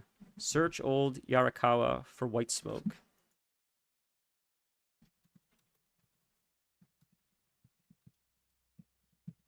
Let's see what it says. Cause I'm lost, dude. I'm so lost. First plume northwest. Head to the northwest edge. Search for the zone. Find the smoke rising from the stone shrine next to a bridge. Pick up the scroll. So it's a scroll we're looking for? This is northwestern edge. Is there a map, I wonder? This has been a few times we've had to do this because I'm just thrown through such a loop. Let's see where it shows in the minimap. Right there. So it's sort of under the U of ruins. Sorry to do this, boys. Have you looked into making naan yet? I have not. It's been a little bit of a busy few weeks, honestly, but maybe this weekend. You know, there's something else I actually wanted to make I want to make pasta as well. There's a few things I want to make sourdough. I made raw dough that's sitting in the fridge. I haven't done anything with it yet. Can I make naan out of that? Or I need to make yogurt? I think I would have to add yogurt into the before it's needed and stuff, right? Or is yogurt not in it like that? I can't remember. I was looking up so many bread recipes. The missus asked me. It's under the U. Wait, I lied. It's more over here, I think. She wanted to start eating, like, healthier bread. Can I not set a thing out there? With less stuff from the store, more like bread we make at home, with just, like, minimal ingredients, which is, like, understandable. So I was looking into rye bread. There's the pillar of smoke we needed. Looking into all different kinds, sourdough, and I have sourdough starter, so once in a while I make sourdough pizza, probably, like, a few times a month. Someone left a message for the spirit of Yarikawa's vengeance. But I was curious if I could take that same dough that I used to make pizza and just put it in a pan and make it into like a sourdough loaf. I haven't done that yet, but I'm wanting to do it for a while. At the end, so while kneading, it can be quite sticky. Oh, God. So, when The Mongols enslave our people. When I switched to sourdough... They camp along the Kushi River, not far from this shrine. You mix butter yogurt right at the beginning. Yeah, so I'd have to do it again. That's okay. And could you use sourdough starter for that, or do you need to use yeast for that? I noticed when I started using the starter, it was way stickier, the dough I found.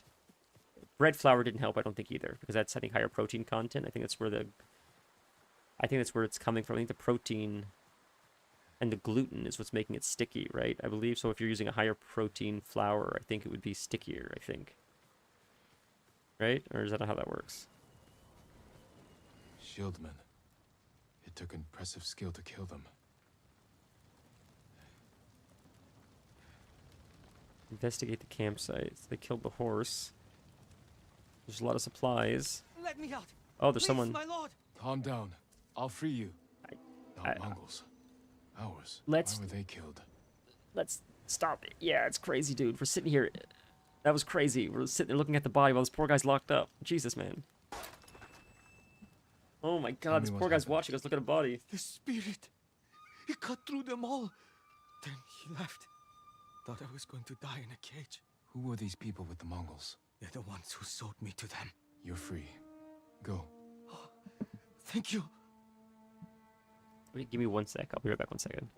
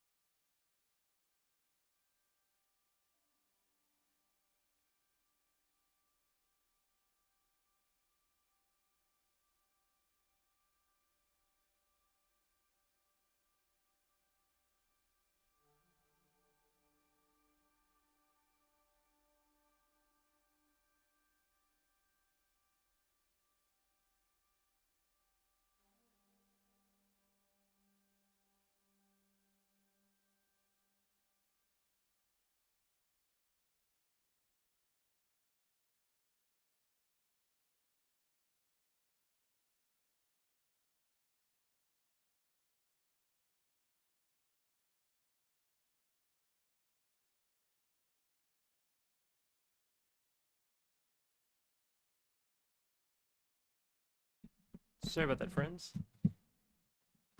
I think you sourdough starter. I'm not sure. The conversion. Ah, nice. That's cool. Yeah, it's nice to know someone that has. I just started from scratch, but it actually got pretty healthy quite quickly, thankfully. It's pretty fun to make and take care of, as silly as that sounds. The spirit moved on. Perhaps to another shrine.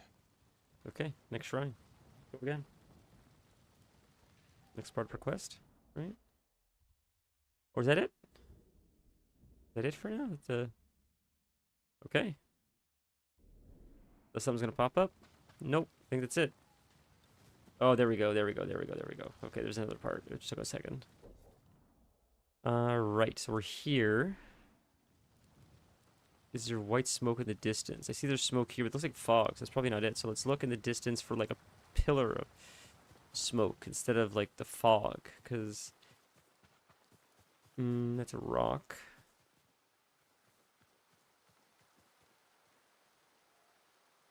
At least, yeah. Takes at least a month or two, but I just thought it took like, because people go on like, oh, I've had the starter for years, and I'm like, oh, it what I did was, at least, and I have a much smaller amount than I think most people do. Like I pretty much have 100 grams on hand at any point. And I could make it more, but 100 grams works for my little needs right now. But I'm interested in maybe trying to inoculate a bigger jar eventually. But I can imagine if you do a bigger jar, it probably takes even longer, if I were to guess. Once you get it rocking and rolling, though, it's cool to see. It's weird to see. It's funny because when you do it for the first time and it's starting to ferment, you're looking at it, you're smelling it, you're like, I don't think this is right. This smells radioactive. This is sort of sketchy. Oh, that must be it. That must be the pillar we need. But then you keep waiting, you trust the process, you keep waiting, and all of a sudden it goes from like putrid, dangerous sour to like, oh, it sort of smells like sourdough. It actually smells like cooked sourdough bread now, sort of. And when it's really rocking and rolling and it's healthy, and when you open it and it sort of like pours out over the top, like depends on, I guess, my lid doesn't breathe. Mine sort of like seals, which people say, oh, you shouldn't seal it. I know, but it works fine. It's not a seal that it explodes. Sometimes what happens is actually it gets too powerful and it breaks the seal. It sort of pours out over the side because it's just so like aggressive, which is fine. I'm happy to clean it up. But when it's like that, it's super airy and bubbly, and like you just fed it like the night before, it just smells so. At least to me, and this is like what's interesting about like brain chemistry, I guess, or whatever, gut biome. To me, it smells healthy. To me, it smells like enticing. Like I want to eat it. Like my brain is like, you need this in your system. This is like, this is whatever this smell is like this. We need more of this. It does need to breathe. Oh, they say it needs to breathe. I don't know. That's what people say. I mean, I give it oxygen exchange probably once or twice a day, and that's enough. It seems to be, for me at least. They say it needs to breathe. To be fair, I can hear it. I didn't know that when I first got the jar, and I just kept rolling with it, and that's why I'm using it. You're probably right. It'd be better if it breathed, but throughout the day, if it does get too like full and I don't off gas it, you can hear like the air escaping. So I feel like if it really needed to exchange something, like the pressure won't make it explode. It just gets out. It's not like that good of a seal, I guess. So I guess it sort of does breathe. It's a dollar store jar. It's not like anything. It's not like a jar that screws on. It's a jar that like has like a clip with like a seal. But many times it would scare the fiance because she would be in the kitchen and she would just hear like or something like that, and it's just the air just escaping. But often, and she would get mad at me because sometimes it would like sort of just and like come out the sides. Yeah, I should get a proper jar for it though. That is how it's breathing. Yeah, well, because to be fair, like I'm pretty much using it almost every day, anyways, or every other day, and when I'm not using it, I'm just tossing the starter stuff in the trash. I'm feeding it almost every day, so if I'm not using it that day, I'll just like dump some of it in the trash, pour more flour in, mix it up with some water, and then I just fed it for the day. That way, because and he's like, yeah, you could say it's a bit of a waste. Thankfully, in Canada, we're very fortunate. Flour is very cheap here, and I like having it ready at a moment's notice, because on a whim, if I'm like, oh shit, we don't have anything for dinner tonight, I could like whip up a pizza and it'll be ready in maybe like 9 hours, which is a long thing. But in the morning, I'm like, what do you want for dinner? Oh shit, we didn't take anything out. Okay, if I start pizza at 6 a.m., if I make dough at 6 a.m. by like 6 p.m. tonight, I could at least, it won't be the best, but it'll be food. It'll be better than if I bought it. So that's sort of why I just always have it ready. I guess like, but if you're working with real yeast, not sourdough starter, you can make stuff so fast. It's crazy. Yeast is like super aggressive. Or like, you know, the store-bought yeast. It's crazy how, like, in 2 hours you can make pizza or less. It's nuts. And I've used it before. I don't like how it tastes as much. It tastes more just like traditional bread. But just, I think the sourdough is worth it once you get into it. Because you're like, god damn, like, especially after you give it like 3 or 4 days. Like, the pizza dough that I have has been sitting in there for like 2 days or so. Tomorrow, after stream, I'm probably going to make it.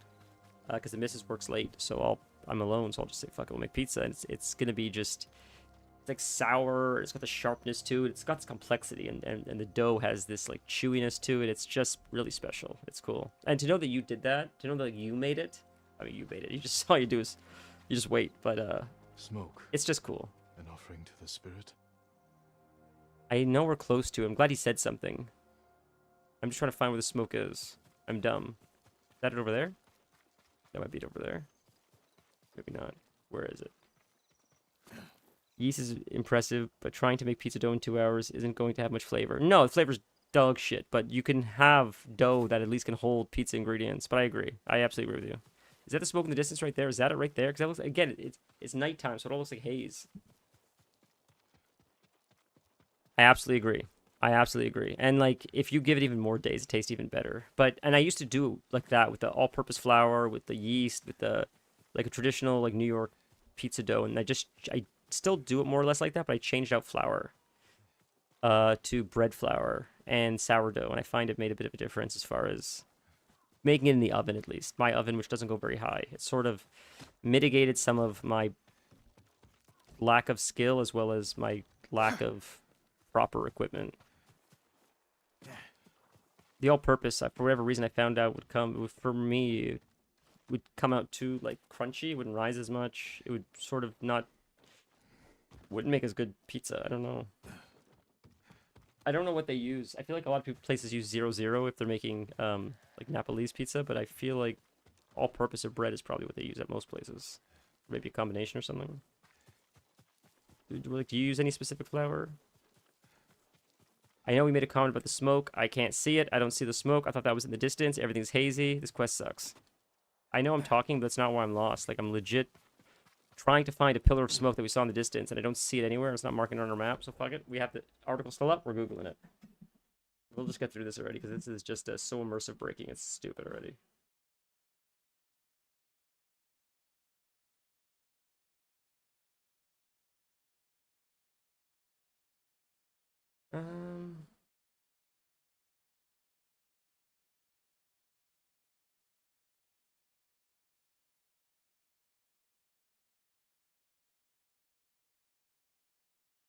Search the camp for a trader. So we don't have the trader yet.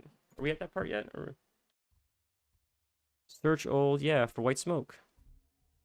All right, let's just watch a YouTube video then, because this is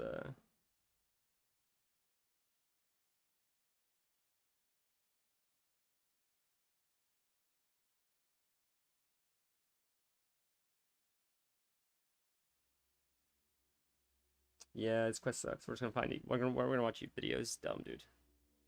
Like, either we'll watch a video and do it on stream, or I'll just do this off stream and do it side by side with the YouTube video, because this is a misery, and I'll just do another quest. We'll see if the video is easy to follow. Otherwise, I'll just do this shit off stream. This is so stupid. Now you lost me right there. I bought 50 pounds of 00 high protein flour. I've tried using that, but my oven sucks. It goes up to like 425. I can't cook anything properly in it. It doesn't even cook the dough properly. The only like, even the bread flour doesn't do properly. It's so frustrating. It's so frustrating, but you have the good dough. You're probably the best flour in the world, honestly. Do you have a proper mixer and stuff too? Okay, so I see he's here. That's the first one we found. The first white smoke we found was by the bridge. Where's the second white smoke?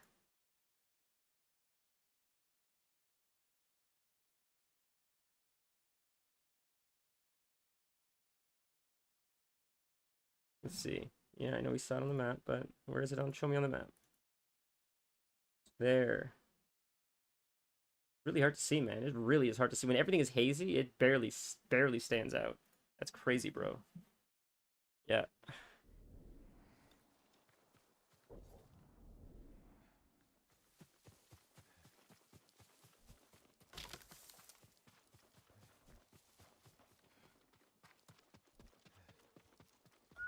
Is that it in the distance right there? Like, I'll be honest, it's a fun game. I like it. I'm having fun playing it on stream. I don't know if I would recommend it to my friends. There's too many things like this that are just frustrating, and there's just too many good games that exist that you wouldn't have to deal with this. As silly as that sounds, as ignorant as that sounds, there's such an abundance of unbelievable games, and most of them I will never be able to play because there's just so many good games. We live, like, at least for me, games that look exciting for me to play, and that's because I think I have a wide array of genres I like to explore. So like a lot of horror games, I mean, there's a lot of just adventure games, story-based games. So with that being said, there's so much pull in so many directions that, like, after just so many moments of like, fuck this, I'm like, all right, let's try something else. That's why I say that. Like, this is too cumbersome and it's too often for me to say to my friends, this is a better experience than playing Baldur's Gate again. If that makes sense. As crazy as that sounds. I don't know. I feel like I would still be less frustrated playing Baldur's Gate again. As much as I love this game, it's fun as hell, but just some of these things are done very poorly, and this is one of them. And I understand, like, well, you have to pay attention, brother. Sometimes you're gonna get distracted. Don't punish me for missing one thing that I read. Show it on the map where to go. It's that simple. I shouldn't have to use Google. Again, if it's a problem, I'll just play something else. I'm not the audience. I don't have proper mixer. I have KitchenAid, but after I destroyed one, just make dough by hand. You were able to replace it here. That's crazy, dude. KitchenAid is nice. I thought KitchenAid was professional, honestly.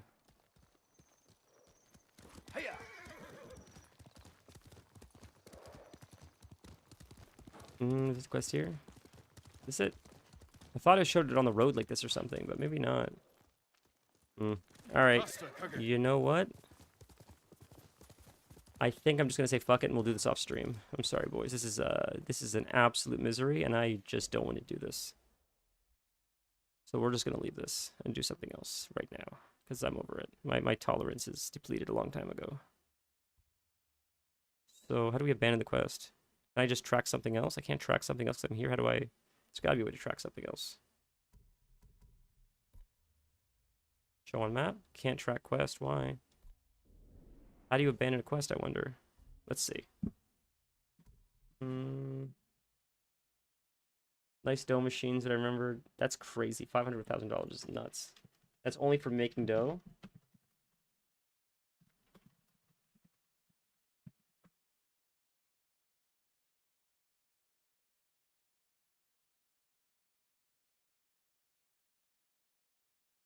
Press the triangle button on PlayStation, menu button to abandon. We're trying to, it's not letting us. There we go, abandoned tail. Yeah, fuck that quest. That quest is retarded. Jesus Christ. Misery of a quest. Completely lost all meaning of whatever it was trying to do, just by being so poorly designed. As a lot of quests in this game do. Brilliant game, a lot of fun. The quest design is sort of dog shit. It's too goddamn confusing. As someone that navigated Elden Ring with very little guide, I was still able to figure that out. That opinion holds merit. It's not. I'm not asking. I'm saying it's too unnecessarily confusing. Tread carefully, my lord. Old Yarikawa is a dangerous place. There's super complex shit. As stupid as I am on stream, I promise you, there's super complex shit I had to figure out on my own, without guides. In World of Warcraft, for example, a lot of secret quests, a lot of secret puzzles.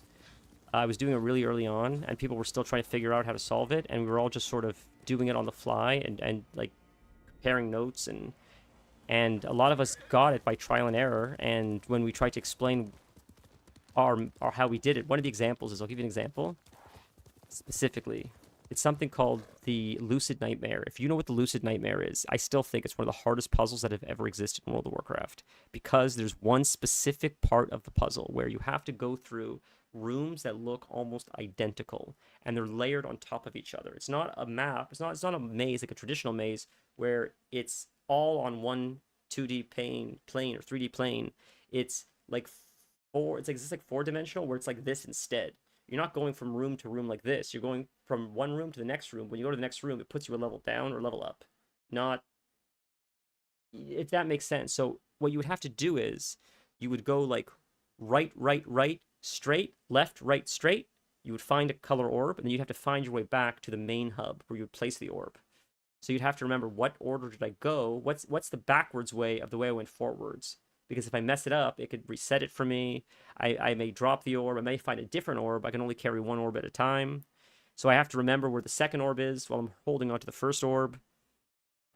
It's so much memorization, and it was so confusing. And you could, I guess, wander into it and try to figure out, get lucky, and eventually find all the orbs, and eventually find the home base and hand it all in. But if you were to do that, if you were to just run aimlessly, you would be running in circles a lot. So what I noticed, people said write it down, try to map it out like as you're going through to try to figure out like the way back. What I noticed is when I spent enough time just listening to like music, and I wasn't writing it down, I was just like, it became weird, and like it started clicking, the pathing. And I was able to do it in one session, and it took hours, and it was confusing, but at the moment, in my mind, it made sense. I remembered like, okay, this is how we backtrack. This is where we are. This is this part. And it's crazy how the brain adapts when you're doing something that difficult, you like orient yourself where there's very little orientation, but the brain is able to figure it out. There's like no landmarks, but your brain just remembers like the patterns. And that's got to be something primal. That's got to be something from like when we're like 500 million years ago, when we were like trying to figure out how to get home or how to go somewhere. Like that hardware that's baked into the brain to allow us to sort of orient ourselves when there's very little things to orient to. I thought was fascinating, because I've never accessed that part of my brain ever again, honestly. It's silly to say I did it through a video game, but just to know that that exists. And I am horrible with directions. Horrible. So I can only imagine how powerful it is in a normal person that is actually good with directions. My point is though, I just thought it was really cool that like I'm capable of complicated stuff if I really, really am motivated to do it. But this just feels unnecessarily complicated. Like for no reason. Long-winded way of saying that, but like not having markers on the map, or like punishing you for like forgetting the one piece of text that you read 45 minutes ago is just unnecessary. The game carries you too much for other stuff that it's not carrying you for stuff that like it should carry you for. Like the combat's fun, but it's like basic bitch easy. Let's be real. It's nothing like super impressive like Sekiro. It's fun, but it's fun first, difficult second, which is fine. So they carry you with the combat a little bit. They give you a little bit of leeway, which is great. But give me that leeway with like map detection, seeing where the hell I'm going for quest design and stuff. Norio! Lord Sakai!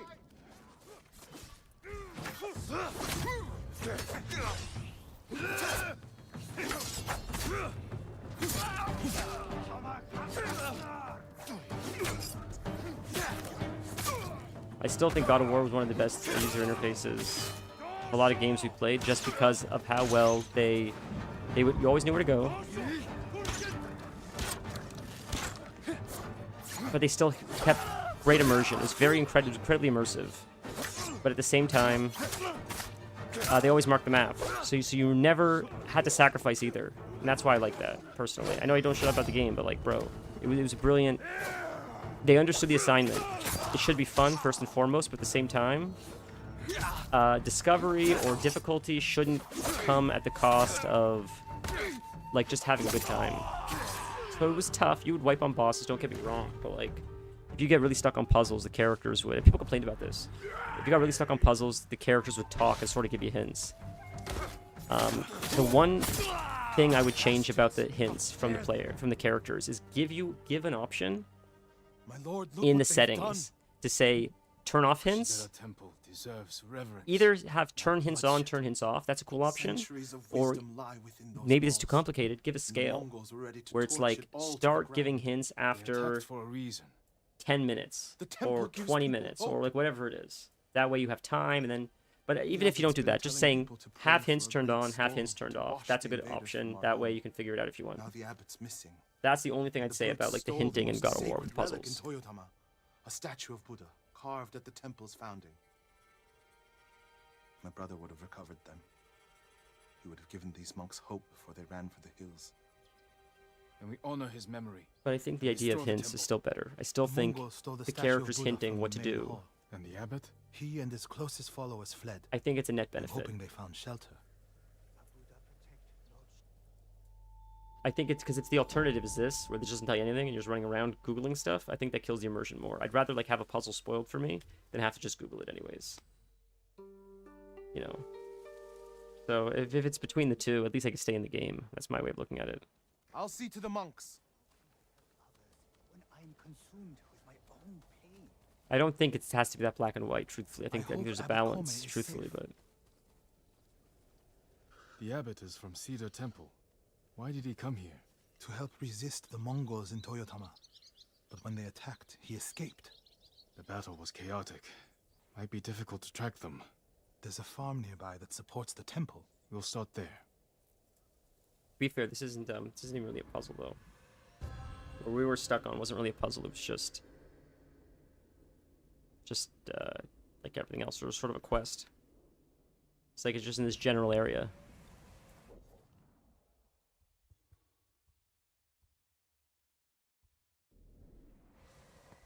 Faster, Kage! I was there. The Mongols had taken it over, but I put an end to that. Then the abbot must have found shelter. This reminds me of another time Abbot Kome went missing. The temple was divided by a feud between our senior monks. What were they fighting about? I don't remember, but it seemed important at the time. This and The Witcher, The abbot disappeared and this for a week. is... We dropped Maybe you guys everything to look disagree, for but him. if you pay attention, you'll see what I mean. What happened to him? He hid from us on These purpose. games say they have a lot of hours, a lot of content. It's a lot of bloat. And I'll say it's a lot of bloat because Didn't that just the make quests are things sort of the worse? same thing over and Got over us to again, see or they're our very fight like was less one-dimensional. important than we realized. And maybe that's what content is I now. just told you that. But I just feel like maybe if you were to take out like 50 to 100 hours of the game, but all the quests were meaningful, I still feel like that'd be a better experience. But maybe people just want things to just do. But like there's so many quests where it's like, they stole my rice, go get my rice back, and you just kill a bunch of Mongolians, and then that's it, and that's the end of the quest. And there's like 20 or more of those, and it just feels like The Witcher was sort of the same thing, where it's like, bandits, kill the bandits. It just feels bloaty. I don't know. Because some of the side quests are crazy. Some of them are actually really, really good.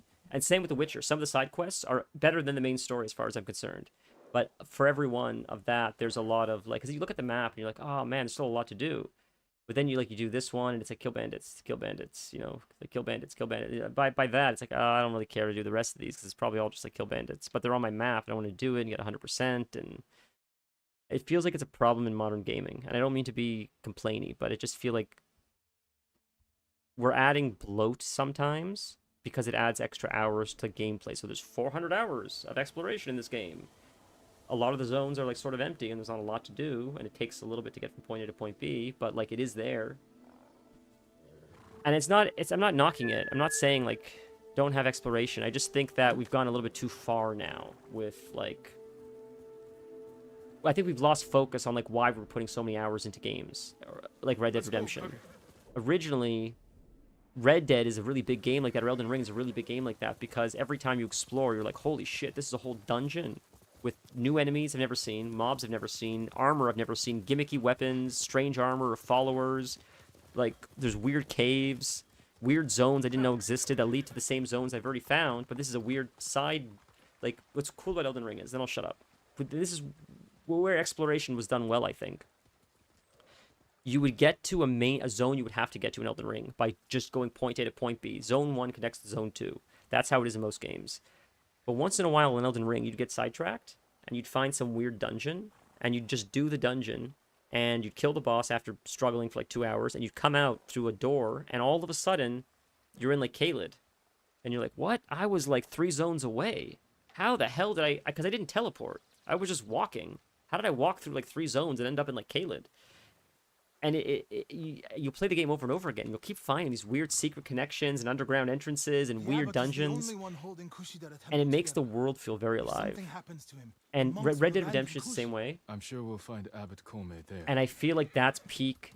That is what you're looking for when you want to play these open world games. You want to say, if I get lost somewhere, I'm going to go on essentially a whole new adventure I'd never even expected. Because there's so many nooks and crannies and dangers in the world.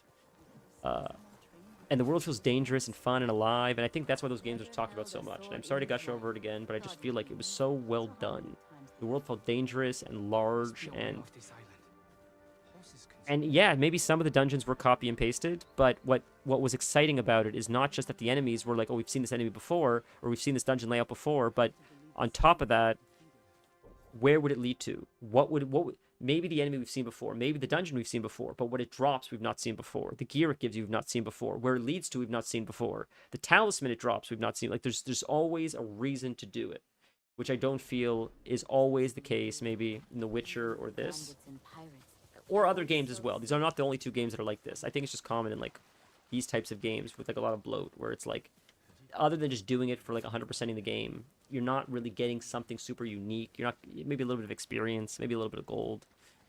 The poor monks. And I don't think it's to knock these games as much. I think it's more to just show how great Elden Ring and Red Dead are for putting in that much effort. Where's the Because that's a crazy amount of effort. It really is. Can I loot this? I have to wait, I think. The amount of effort Red Dead put in and Elden Ring is truly admirable. I can only imagine. And I'm not excited really about Grand Theft Auto, but I'm sure it'll be good. It's not really for me, but... He's dead. Burned alive. Norio? That's the one. Of course, but they're just legends. Stories to be told to children before bed. Maybe. But if there is even a small chance it's true, it could greatly help the samurai in his fight. Let's be real, Baldur's Gate was the same thing. That's another example. Love their fire, don't The amount of times we played Baldur's Gate in this last playthrough, one of his followers. and we would go some weird way, and we would come out, or all of a sudden it would lead to like the not the underpass. What's it called? Where do those elves live? The dark elves, the purple elves. They live with the Spider Queen underground, right? I can't think of what it's called. Anyway, Underdark. To go somewhere that you didn't expect and then wind up in the Underdark, that happened multiple times in our last playthrough of Baldur's Gate. It's a great feeling. It's a really exciting feeling. Could the abbot have saved himself? The best... Okay, this is the feeling, and then I'll shut up. The feeling... I felt this in Baldur's Gate. I felt this in Elden Ring. You feel it in Red Dead, I'm sure. It's like, I don't belong here. I feel like I found something like the devs didn't even know about. Like, there's like a hidden dungeon.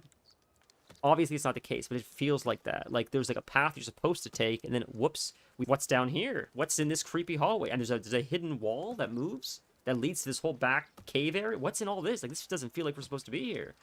That's the feeling that I'm talking about. And it's so exciting every time it happens. When you don't expect it, especially, and you start exploring, and you don't know where it's going to lead.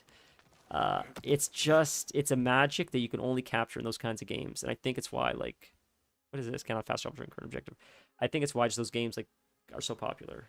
All three of them, honestly, right? Because they're so special. They're so magical for stuff like that. That's all. Okay, we're done. I'm done. I'm sorry. We're done.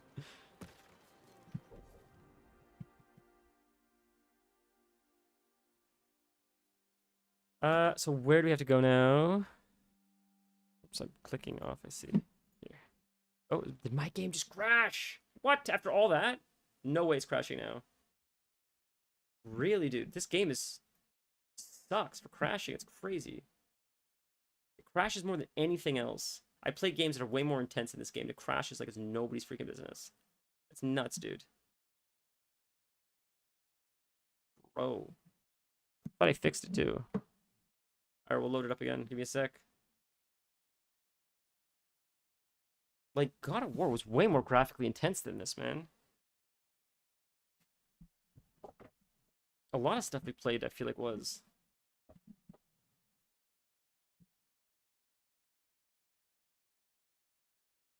Let's try it again. Do we have to restart the quest, I wonder? If this is gonna keep happening, this is like the third or fourth stream this has happened. If this is gonna keep happening, I think we're gonna start just powering through the main quest. Because this is frustrating. I'm trying to do all the side quests and explore all of it, but like this is a stream killer. We're crashing every stream. So we'll just, if this is gonna keep happening, we're just gonna power through the main quest, get the story done, and just play something else. Because this is not, it's bad vibes.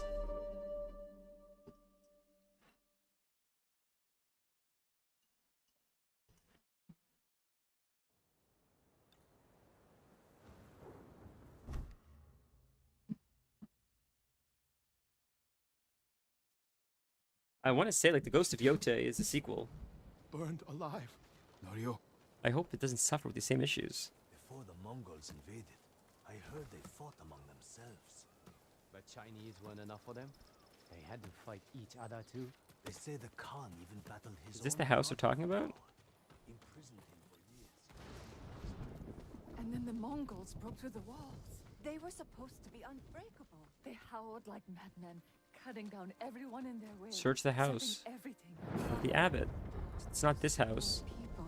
You see how it shows it on our map now? That's nice.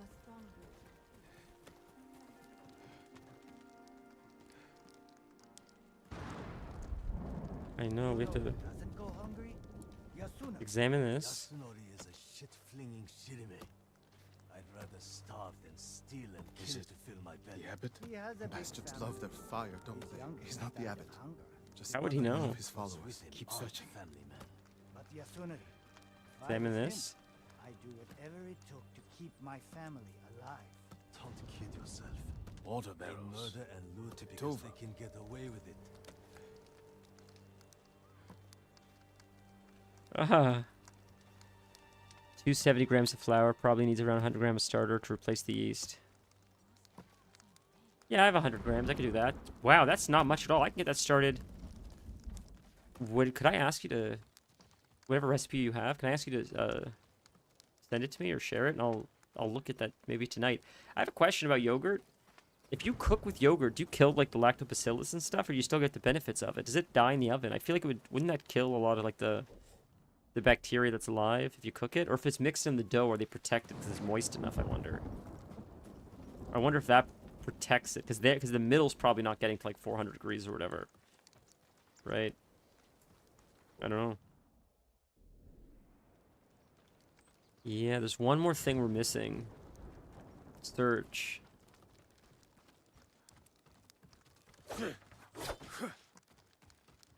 Is that So it? many. That's what we missed. Damp. Could the abbot have saved himself? There's no way.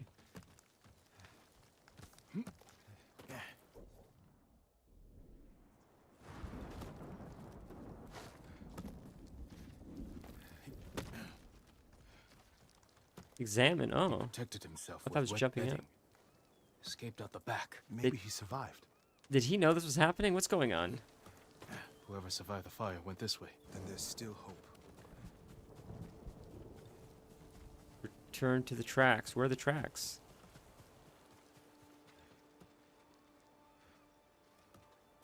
These tracks. Oh, I forgot. You did mention that. Yeah, true. So, cast iron. Footprints are heavy. I heard that the new Farther ones are like apart. cast He was iron, or not running. full cast iron, and they're cast iron. Not new ones, but like it's the cheaper ones you buy. I guess you can buy some at like Walmart. I saw, but I heard that I think they were cast iron plated, but like the whole thing is in solid cast iron. I don't know if that's true or not. I feel. Oh, all right, I'll fight you. Mongol ahead of us. I feel like a true cast iron would be probably really expensive, if I were to guess. Like a legit old school cast iron, I would imagine is not cheap. What was he looking at? Probably have it for life. I know someone that has one, and like it's her pride and joy. It's a beautiful piece of cookware.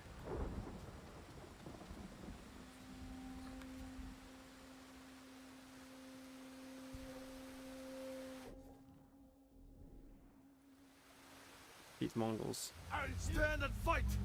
Thank you so much, dude. You are the best. I'm so grateful.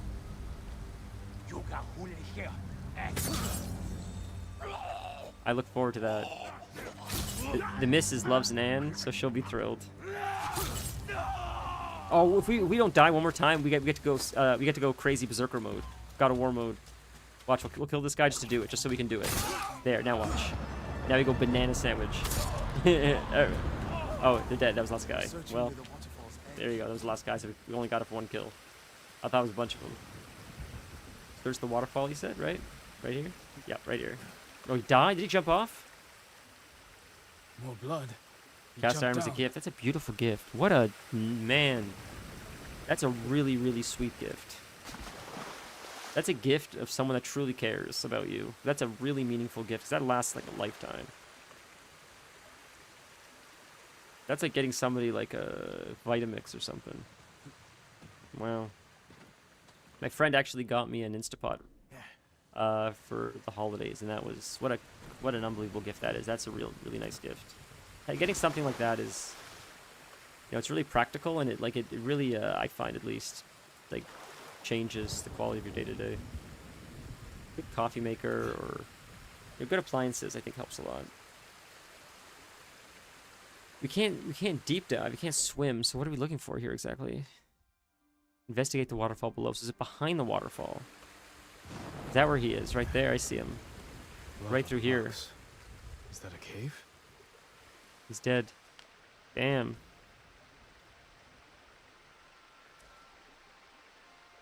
Well, I'm sorry for complaining, boys. No. About the game, just frustrated. I'm sorry, Norio.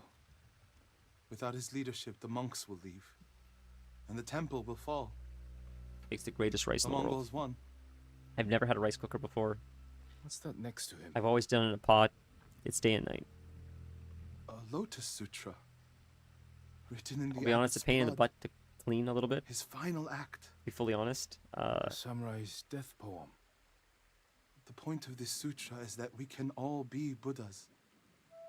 From the lowest peasant to the greatest noble. That's Let him nice. with his dying breath. Not for himself, For others. but for those he left behind. For those who come after. Show the sutra to the monks. If they see the abbot's devotion, they might stay. That's a nice story. It's a pain in the butt to clean, but so is like a And this no is more of the a pain in the sutra ass the abbot than wrote in his own blood. the crock A pot, which I use all final the time. act of devotion. A call to stand up to cruelty. A call to stay and not surrender. We will honor the abbot's sacrifice, Norio. We must not let Kushi Temple fall. Enjo the Guardian saved us once. Now his brother and Lord Sakai have saved us again. And together we can defeat the Mongols.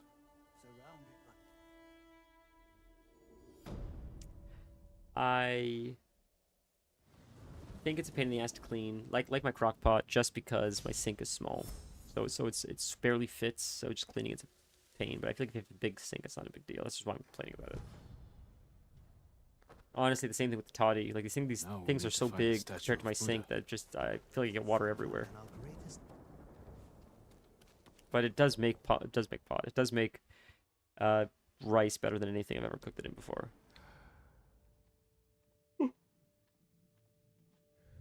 We don't talk to him again. Who was the next part of our quest? Right here. There it is. Let's continue. Where would they take it? The statue is here. Yes, my lord. The Mongols stole our I've sacred still yet to Buddha cook and more rolled stuff in it. I off want to toward try the coast. cooking other stuff in it, but I haven't done anything We'll like return that the yet. statue and save this temple. Not even your brother could keep that promise, Norio.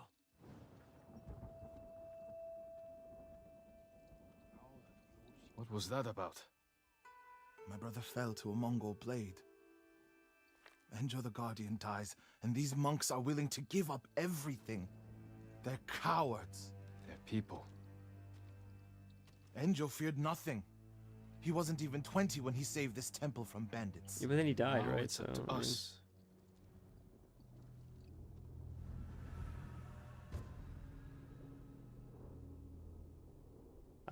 yes, dishwasher. That is really nice actually. I forgot about that. I didn't even consider that. That's very, very nice. We need to find the Buddha and return it to the temple. The monks said they took it toward the coast. We can pick up their trail.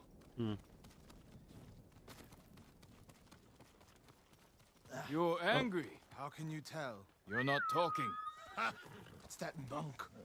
He doesn't know the whole story about my brother saving Kushidera. I heard Enjo acted alone. That's the legend. In reality, he ordered 3 of his bravest monks to challenge the bandits. Fox Den. Distraction. A Up sacrifice. to the Fox Den after. They Or died in teleport battle, after. but only after giving Enjo enough time to flank the bandits and save the temple. Come on, buddy, go. Come on, buddy. There we go. Do we make a right? Yeah. My lord, over there. Ooh. So cold. Do we have to kill him? Probably put him out of his misery, right? Probably gonna have to kill him. Mercy kill. What happened? I was following the Mongols. I begged them to give back our Buddha Where did they go? out of the forest to the hills. Want to know a crazy, random, off-topic May your story? next life be more peaceful than this one. We don't kill him. So, He gave oh, his life for his temple, like my brother. You would do the same. maybe now's not the time. It's too much talking. I'm gonna get distracted otherwise. We get lost again, then get screwed, then complain. So right in here, it's just this camp right here. A Mongol camp. Yeah, The we'll just, statue must be there. let's just run in, go balls to the wall. Fuck it, balls to the wall. Let's go.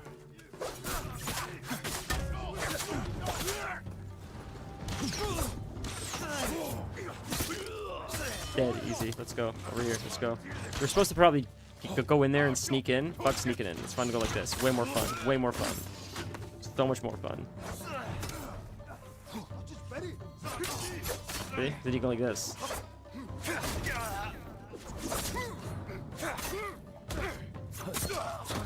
Way more fun to be aggressive. So much more fun to go crazy.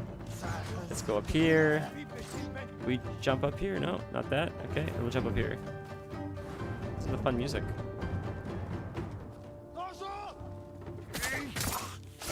Easy. Alright, back down. Oh, didn't see that guy was there. Alright, we'll just...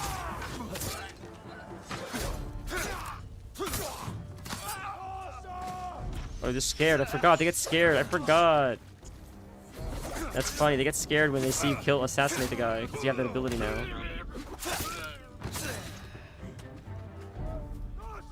Oh, you're gonna get hit by that. Dodge. Oof. Dodge. Go up there. Gotta go back up there.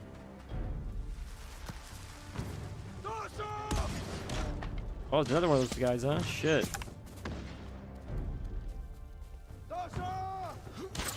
Is he the last one? Is he the last one? Look at the last one. Is that it? Oh, there's one more. There's one more. There's one more. Flashbang guy. Got flashbang.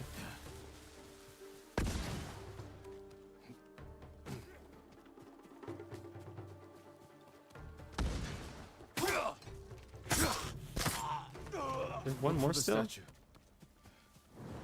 Oh, defend the Mongols. Yeah, it's done. Find the Buddha statue. There it is! Got it, yes. Carved from a star that fell from the heavens centuries ago. Beautiful. There's nothing else like it on the island. Let's get it back to the temple. I think it's interesting. Like, if you think about the Enjo story. became the guardian when bandits attacked the temple. Okay, one sec. They came for this statue. It's priceless. Probably survived many such attempts. How many more people have to die protecting it? You want to let it be stolen? No. But the temple is filled with treasures. It provokes greed and envy. Lord Shimura brought me to see it when I was a boy. I was sure the sculptor must have met the Buddha in person. When I was a boy, my family traveled here to make an offering for the new year. That's when Enjo and I decided to become monks. I used to know what I fought for. We fight for a home. Maybe so. I mean, like, okay. two parts to this. Oh, another quest. There you go. It's be fun to hear the Mongolian perspective because the Mongolian families are like, man, like these Japanese are so cruel. We're just going over there trying to take land, and they continuously kill our people. And I think that's like how it probably is, right? Like we're seeing it from the perspective of Jin defending his home, but if the same story was told from the perspective of the Mongolians, they're coming to a new land, looking to start a new life or whatever they do, conquer whatever they do. Like we look at conquering as like a negative thing. Obviously, it sort of is. It's complicated, right? Like it's. I mean, the problem is like you say like on Twitter, like yeah, we should like steal land from people, but we start scaffolding these things that we try to like distance ourselves from animals where we're like, well, you don't take autonomy away from people, you don't murder, and you don't take away like the idea of just taking autonomy away from people is seen very negatively, rightfully so, obviously, but it's something that we have to like verbally agree upon. Don't take autonomy away from people. I mean, don't like kidnap someone, don't murder them. They're not making the choice to be murdered. Like it's something that happens to them. Don't do that. We don't want that in our society. But animals just do it for survival or protection or just to defend themselves or defend their space. But we're like, we don't want to live like that. So we'll agree to not drive on the sidewalk because people are on the sidewalk. So we'll agree that we can, our cars can, but we'll just drive on the road. And when it's red, we can go when it's red, but we're not going to go when it's red because other people are going to go when it's red. And they're not going our direction. So if we go when it's red, we can get hurt. So like it's amazing that as much as we do disagree and fight and argue and don't see eye to eye, some things yeah, house cats will murder out of boredom, right? Like that's just so it's interesting how like we've scaffolded this like evolution through like psychology almost, where we're like, well, we don't take away autonomy, we don't just kill people, we don't like take now when it comes to like taking land and stuff, or we're like just like conflicts going on in the world, we're like it's wrong, like we're taking land, we shouldn't, who's the land belong to? And it's honestly like maybe it's a bad take and I'll stop talking about it, but I feel like the idea is so human of like owning land. It's such a human thing because you just sort of occupy land. You don't really own land. You sort of like not just humans, but just life or nature, or and then a fire comes or a flood comes or an earthquake comes or an asteroid, and then bacteria occupy it, and then evolution happens, then maybe fish occupy it, and then like just it's just who's there right now is sort of how it is in the grand scheme of the universe, right? Like it's I don't know. It's interesting. It's interesting. Their resolve is growing, but they still fear. We just, as humans, we're like we try to make it us like the center of everything. I understand why. It's like self-preservation stuff, but you know. Who's that coming to the temple? Look, a Mongol who wants to die. The idea of ownership is such a human thing, I guess. Is what I'm saying. The Ghost and the brother of the Guardian. I have a message for you. Speak. The Ghost and the monks have defied the Khan's will. Surrender, and we spare this place. Imagine they would, bro. Never surrender. What an idiot. You will die. Is he a boss? I was calling him. Imagine he would spare this place. They have been killing everything up to this point. All of a sudden, they've changed their tune. Just think about that for a second. Up to this point, they've done nothing but murder innocent civilians, kidnap people, burn down villages, and including the places they were living out of. They were burning everything down pretty much. So now all of a sudden he's like, I know for the past like what feels like years, we've been destroying your entire country. If you trust me this one time, we won't burn this little place down. This is the one time we will not burn it down if you just trust us. That's literally what he just said to us.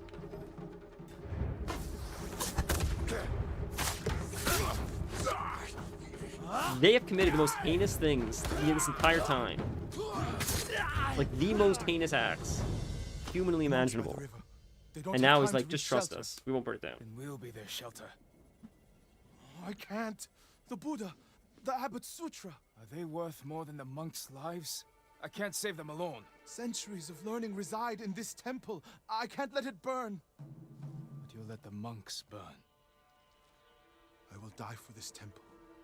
Do what you have to.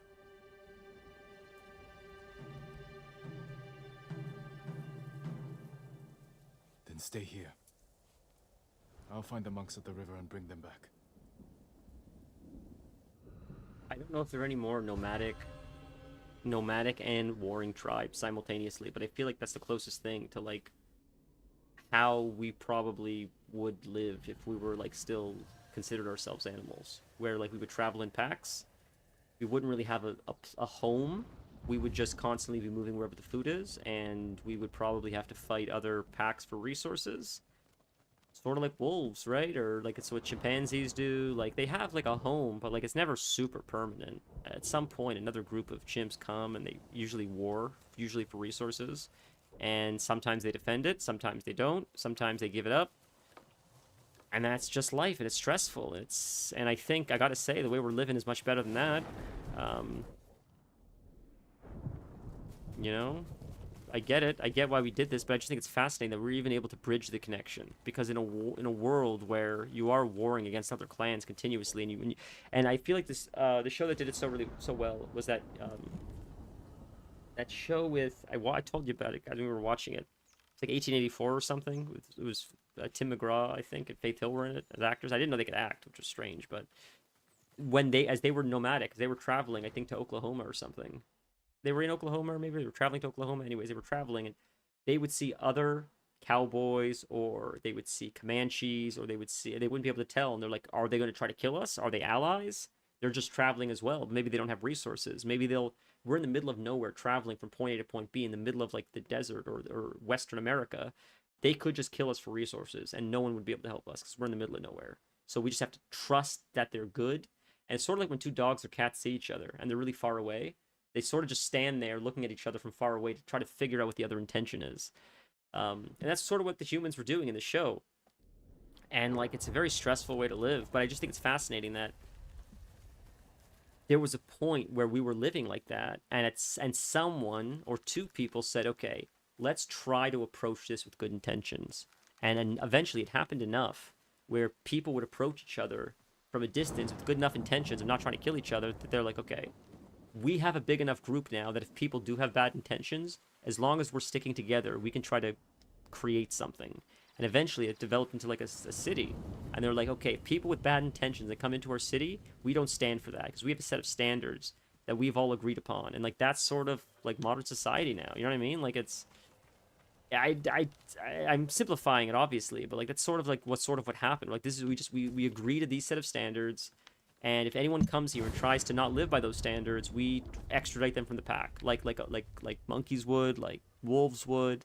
Like you gotta follow. Get away from the you gotta follow what the pack does, so you get kicked out of the pack. It's interesting. And you can really see like the animalistic behavior really come in when they do like reality shows and they lock people into rooms like Big Brother and stuff. It gets real tribal really fast. It's interesting to see. Like sort of like Lord of the Flies. You know what I mean? Like, you know, that's how the kids. I never actually read the book, but I know of it. But the kids go like real tribal really fast as soon as they become isolated. And I think that's how people are, honestly. Like they need a leader, they need structure, they need.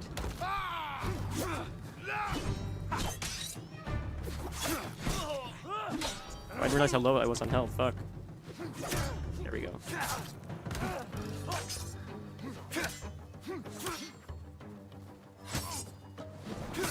I didn't know if I was in the wrong stance. I was in the wrong stance. That was the problem. I was in the wrong stance.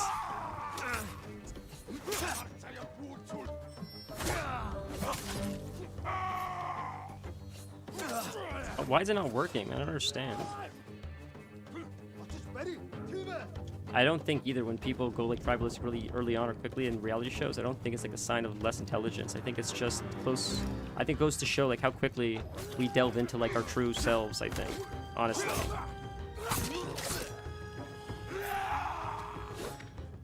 I think in times of great stress, we look for guidance, right? Like that's normal.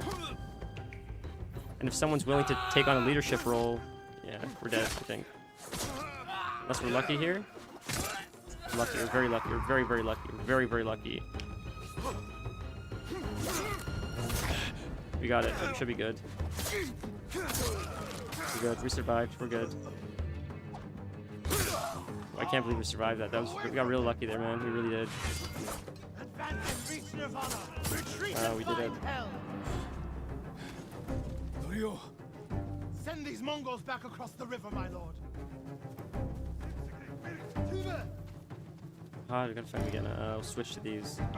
Can we actually?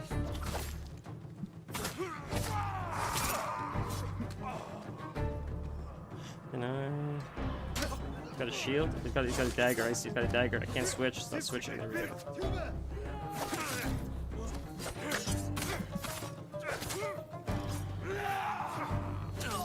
Camera angles. The camera's killing me. The way the camera keeps switching targets when I'm mid-combat with someone is just painful. I hate it so much.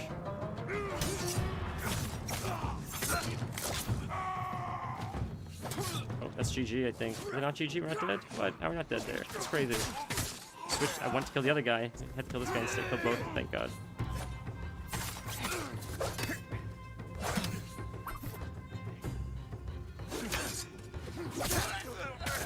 We have gotten so lucky, man. It's insane. It's absolutely insane. You're safe, my friends. He's low. He almost died. Bro, how did we survive that? It's crazy. Norio, what are you doing? The temple's undefended. Temples can be rebuilt. Lives can't. We'll defend the monks at the pagoda. Lead the way. All of you, come with us. I find cult structure very interesting because it's sort of the same idea of like a lot of lost people that are looking for guidance. And usually the cult leader is that guidance to them. And they follow blindly just because it's almost like comforting to like not have to think for yourself.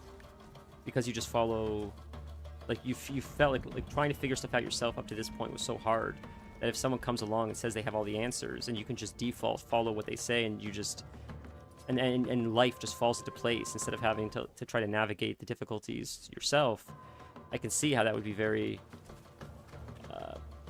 tempting. So you can understand like why cults are, you know, as successful as they are often.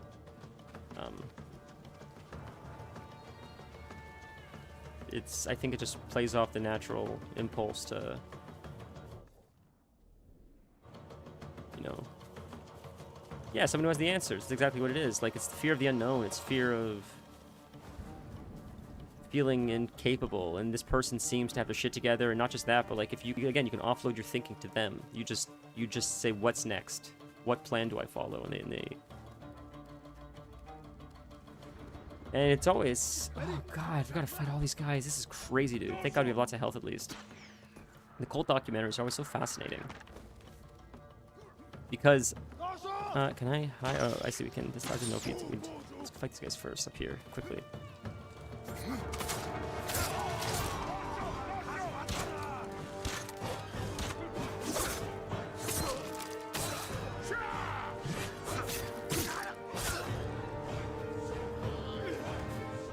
One thing I'll say, this is the one thing I'll say, and this is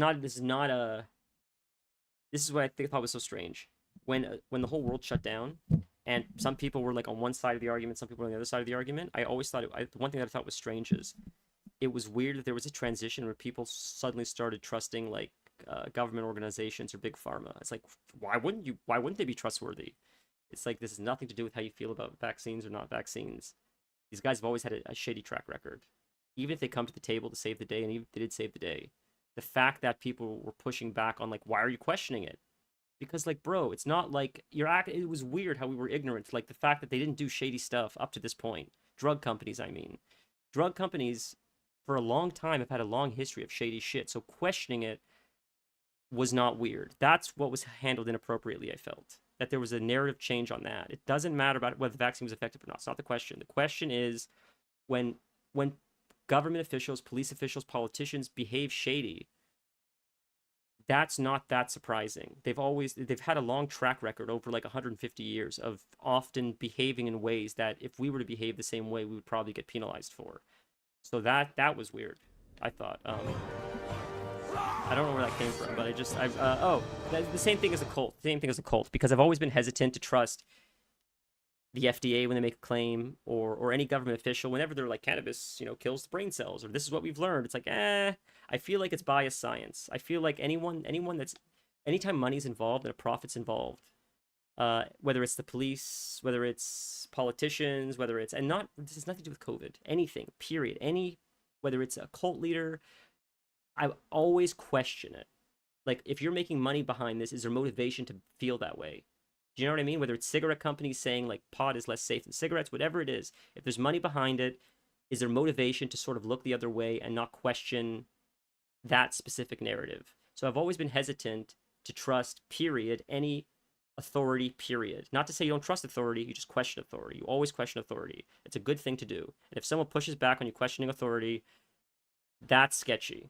People should always be welcome to you questioning authority, and they'll be happy to explain why instead of just push back. That's scary to me. It's understandable to question it, but in the end, when you have to try to do something, that's not what I'm saying. I'm not saying don't do something about COVID, or I'm just saying we got too much against each other when the true enemy is like these people that have already made like questionable decisions in the future and like already shown that like for the people that make our food, like there are ways to do it that don't involve glyphosate and things that we know are harmful to us. You don't have to do that. You could do it other ways, but like you're taking a chance with our health, right? And you can see how failed the education is to the American people, because the American people think you're some kind of crazy conspiracy theorist when you talk like this, and it's like conspiracy theorist. This isn't conspiracy, boys. It's so weird that like you guys are so uneducated on this. Not you specifically, but like most of the world does not use this stuff on their food, boys. Like you guys that go on about this being conspiratorial, that we don't want like organic and pesticides, and like that's crazy. The majority of the world is not consuming the poison that's on American food. It's banned in most of the places. That's why we're so horrified with the way you guys look. Like it sucks. It sucks. It's not fair, and it's happening in Canada too. So that's my point. It's just like I grew up like always questioning authority. Very punk rock. You always question authority because I feel like to be in a position of authority, you have to be a crazy person. Who wants that position, right? Controlling people. Like it's, I don't know, bro.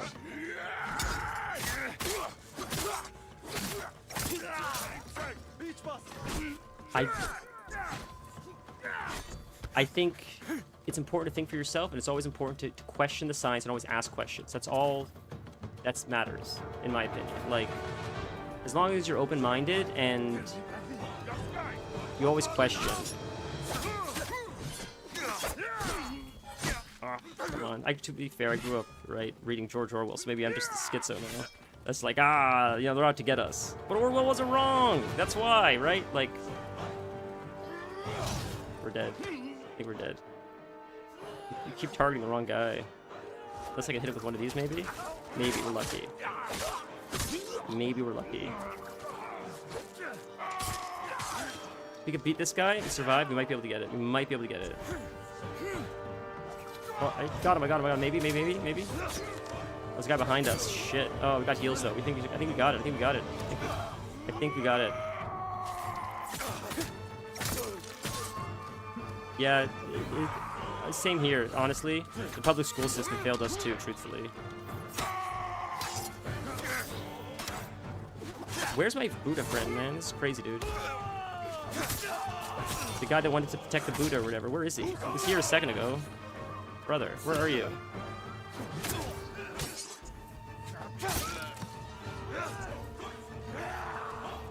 He cared so much about that statue a second ago. Now he's not here to protect it. Come on, give me a hand, buddy. You're not going to be able to protect this statue like this if these guys take it. You guys are going to destroy it, burn it to the ground.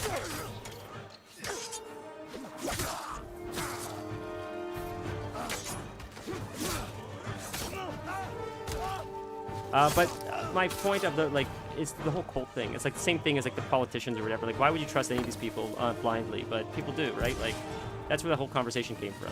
Anytime anybody makes any claim of anything, including a good claim, if they're like, cannabis doesn't kill brain cells, it stops Alzheimer's. I'm like, I would love that to be true. I need to see the science. As much as I want that to be true, like, let's really investigate this, because like, who's saying that? And what, are they selling cannabis? Are they a cannabis company? Because like, that would be beneficial for them to make a claim like that, right? Like, as much as I would love for it to be true, of course, you still have to be skeptical. Because I'm like aware that I'm biased. This is insane, brother. How many enemies are here? Like, this is crazy, dude. We're gonna have to do this. This is what we're gonna do.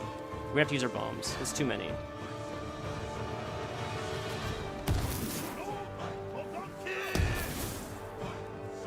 Alright.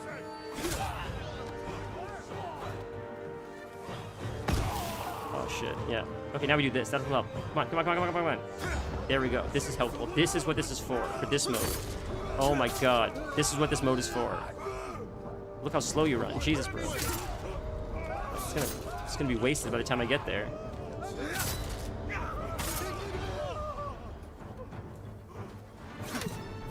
That helped a lot. That helped a lot.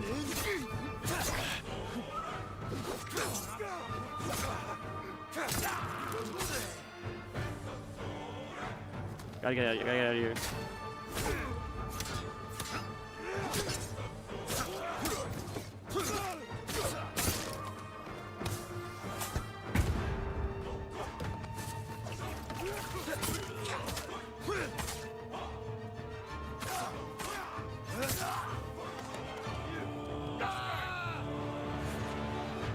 You're so funny, bro. Orwell was wrong about Big Brother. He had no idea we'd pay money for the privilege of being watched. You're absolutely right. You're absolutely right. You're so funny, dude. I've hung around enough growers. I think tons of weird claims with a little more backing than it really just wanted to believe it. That's what I mean. I've learned, like, people are pretty dogmatic in their beliefs, and I'm super skeptical. The reason why I'm so paranoid to not trust anything, and, like, I'm so, like, anti-establishment or whatever, is because I've realized that myself, personally, I'm my own worst narrator. I'm super biased. I constantly am looking for things to justify what I want to be true, and knowing that about myself, I'm like, well, everybody has to be this way. This has to be something that's baked into the hardware of, like, humanity or thinking. You're constantly looking for, like, things to prove your biases to be true. And I feel like when there's money involved, it's even harder to resist that urge, because now it's not just the ego of being right, but it's like, this will change my life and give me generational wealth. And in a lot of these big decisions that are being made with these high up companies, putting plastic in the ocean, whatever it is, we're talking a lot of money, just from, like, signing a piece of paper of, like, sure, dump it in, like, the Indian Ocean, who cares? So when people behave this way, I think it gets really conspiratorial. If people are like, oh, you believe in conspiracy, because they think, like, people are doing, like, Batman villains, like, haha, I want the world to suffer, not like, yeah, it's a lot of money. It's a lot of money, man. I mean, I'm not watching the bottles get dumped in the ocean. I'm just signing a piece of paper. It's just, like, it's not even saying dumping bottles in the ocean on the paper. It's saying, like, proper waste management, as per FDA regulations. It's like 3,000 pages that the CEO is not reading. He just hears, if you sign this, you get a $30 million bonus this year, and you'll get a promotion to, like, next year. So of course he's gonna sign it, and it's as simple as that. And it's not, like, conspiratorial or evil, or he's a Batman villain. He likes money. He wants a promotion next year. He doesn't want the investors to fire him, because if he doesn't sign this, he pushes back. How's the EPA gonna feel about us dumping bottles? His investors are gonna fire him, and they're gonna hire someone that will sign the paper. It's that simple. Like, and that's all I think it is, really. A lot of, like, the evil in the world, I think, is just that, really. Is like, if you don't sign it, we'll hire someone that will. So you're gonna sign it or not. And that's it. I literally think it's just that. I don't think people are like, God, I want to destroy the oceans. How do we hurt animals? They're just like, I want money. And we can make more money if we just get rid of this stuff and dump it in the ocean. So we'll do that. Like, literally. I think that's what it was for, like, whether it's, like, vaccines or opioid crisis. I don't think they're like, how can we control people? I think they're like, we can make a lot of money if we do this. And if we can find loopholes that, like, maybe don't get us in trouble if shit hits the fan, then we can make a lot of money in a really short period of time. And not just that, but, like, we could probably find a way to, like, transition this same kind of technology to other medications to make even more money than you could ever imagine. And I think that's just more what the conversation is. Just like, this is a lot of money on the table we're turning down if we start questioning, like, the ethics and stuff.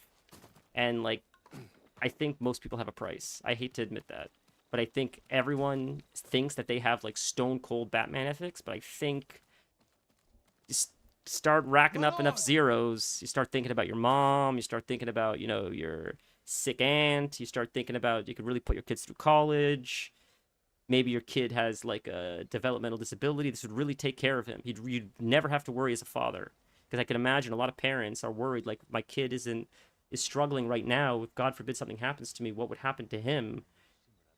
You could see how maybe they'd be enticed to maybe, like, sign papers that might hurt someone that you don't even know on the other side of the world, but your kid is taken care of. Like, I feel like that's happened before. You know what I mean? It doesn't seem that unrealistic to me.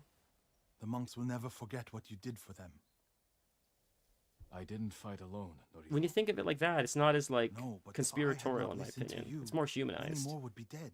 What will you And I do can't now? say I would do It's time I different. Honest, return as to see messed the up as that sounds. We still need your Naginata to drive the invaders from our home. You'll have it. And my temple will be a strong ally to you in the north. I'll join you there. And like I know a lot of people, I like to think of myself too as like a bleeding heart. Like you want to help the world, but like if you think about it, you don't let every like person without a home into your house. As much as I obviously would not want them to suffer, I still prioritize my own safety over their safety by not allowing them to come into my house. Right? Like as crazy as that sounds. So using that same logic, you're extrapolating these people are probably doing that on a much larger scale. Right? You are essentially the homeless person that they're not allowing into their house. In that regard, like it's dumping stuff into the ocean. Do you know what I mean? Like they're prioritizing the amount of money they can make by dumping stuff into the ocean compared to the well-being of what could potentially happen to you in like maybe 20 years, 50 years, 100 years from now, or the environment, or like whatever. It's the same. I feel like it's the same kind of logic, just a little bit of mental gymnastics to get there on a much bigger scale, of course. But I feel like it's the same part of the brain that justifies it, whether it's justifiable or not. Is what I'm saying. The name Guardian when he saved this temple. I wish we could have saved the statue.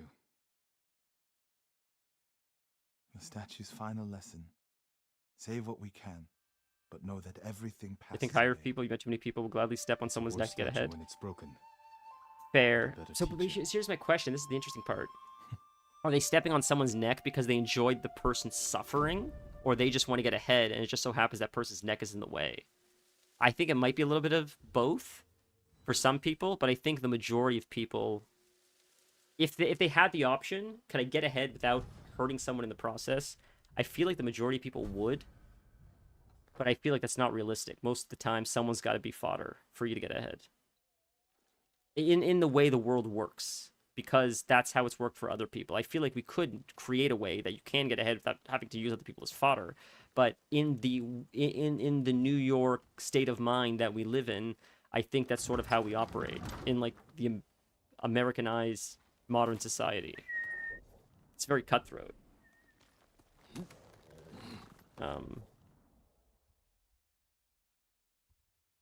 An example, I guess, is like a smaller example is, I guess, like a lot of streamers, I don't have this rule, say you can't talk about your stream when you're in my stream because I guess they're afraid that people would see that Jim came into Nolly's stream and Jim can steal Nolly's viewers. And I guess that's fair, but like me saying don't come into my stream and talk about your stream is, in my opinion, me just being not confident in my stream. Not that I feel like you'll stay here because it's the greatest stream in the world. It's just like, look, either you stay or you don't stay. Like, I can't beg you. I'm not gonna like change what we do. You know, if you stay, of course I'm grateful. Of course I'm happy to talk to you guys. But I don't want to trick you to stay. I don't want to beg you to stay. Like, if something else is providing more value to you, I don't want to guilt it out of you. Like, it is what it is. If you came for a reason, hopefully you stay for a reason. If you don't, I understand that. So I don't know. It just, yeah, that's like part of the same mentality. I feel like people that do stuff like that, but who knows? Maybe I'm wrong. I've had both types of people. Essentially, some people have been hurt and just want to hurt others to feel better about it. Yeah, I think you're right. I think you're right. I think it's fair. I think it's both. Hanging around who just want to advertise for themselves. Fair enough. Fair enough. That's fair. I think I would like to hope if someone's doing that, I would hope that the social pressure is just enough to be like, bro, like this is, if anything, it's hurting your brand. You're coming off as like an idiot. I would almost, I guess, again, this is another weird conversation. It's sort of like you want to live in a world where people don't do that, not where you can't do that. Do you know what I mean? I was talking to my brother about this the other day, where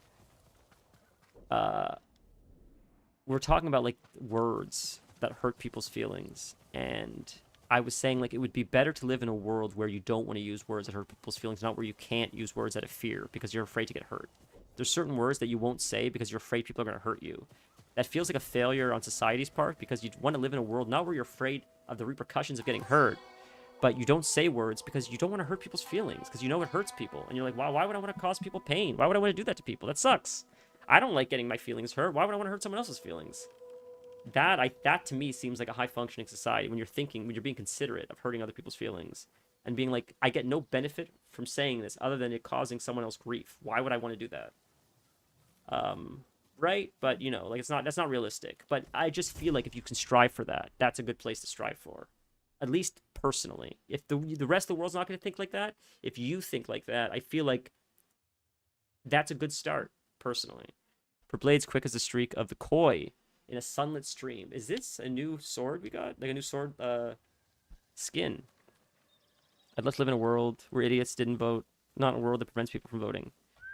Yeah, right? Like, and this, I think it was Socrates that said, is this Socrates? So we got the shrine, but we still didn't get the quest here. That's weird. Do we keep going? I thought it was Socrates that said he felt that voting should be based on education. Like you pass some kind of a test to prove that you understand what you're voting on. And then after you've passed that test to prove that you understand actually what you're voting on. The shrine has been desecrated. Who would do this? Oh my god.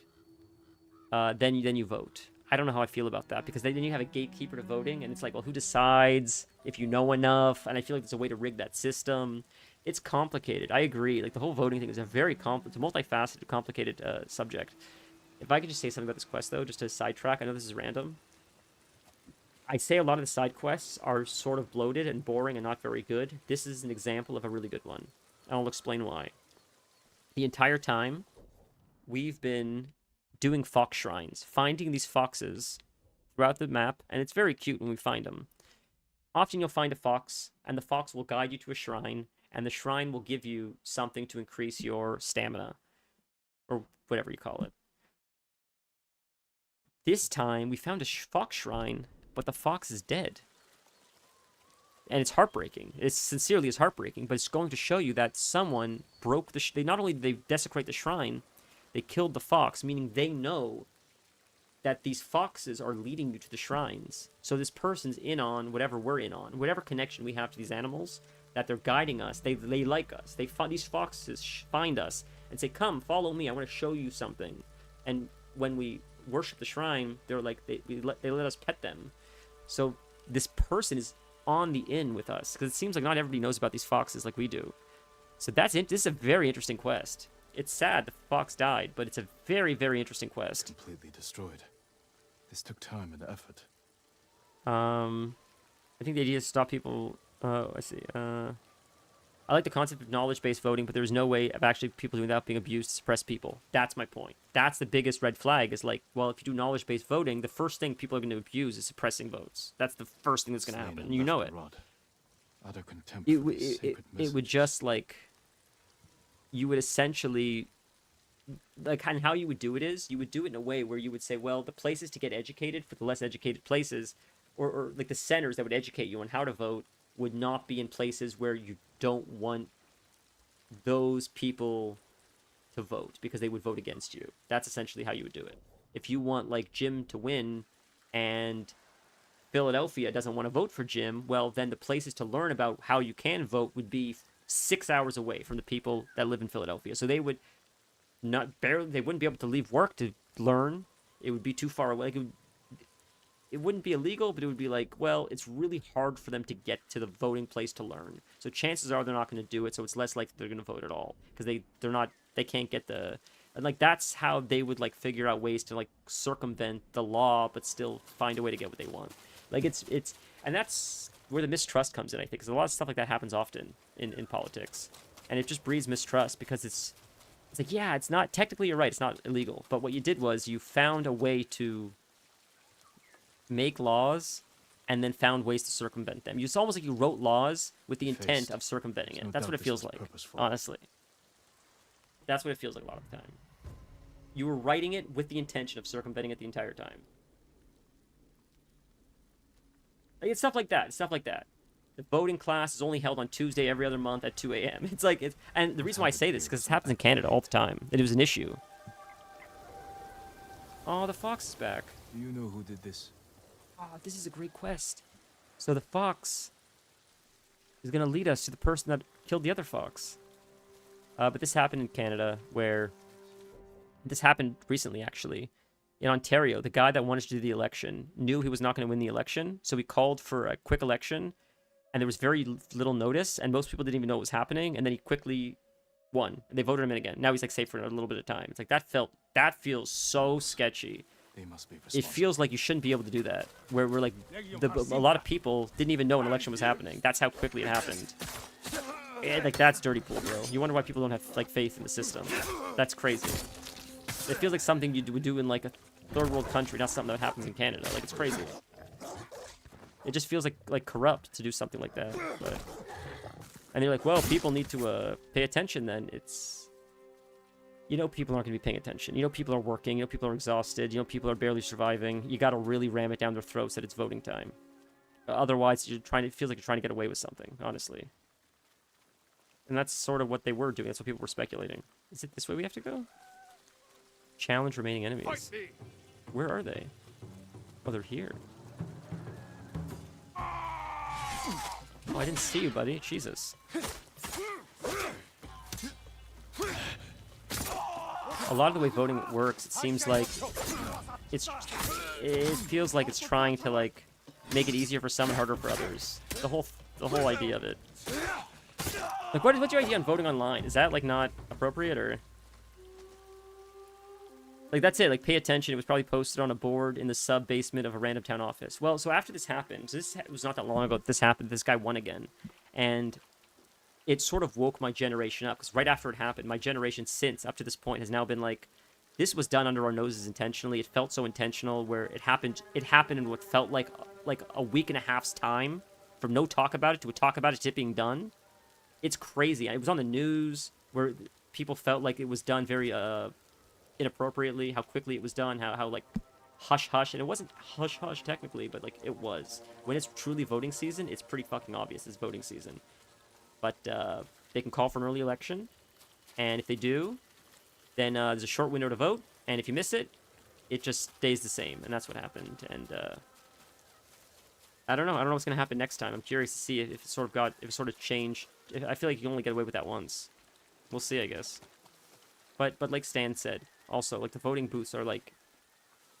There's another fox here. So there's a bunch of foxes here. This is so cute. There must be more. Oh, there's more enemies.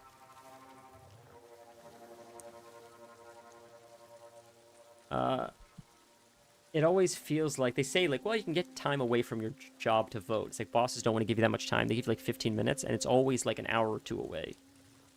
So when you shit on people for not voting a lot of the time, I think you have to understand a lot of people's position. It's not so simple. It's not that easy to get away from work. Bosses, I know they're supposed to. Well, you know, a lot of people are supposed to do a lot of stuff. But like, in the end of the day, it feels like it's really rigged against the average person who's working a steady job trying to survive.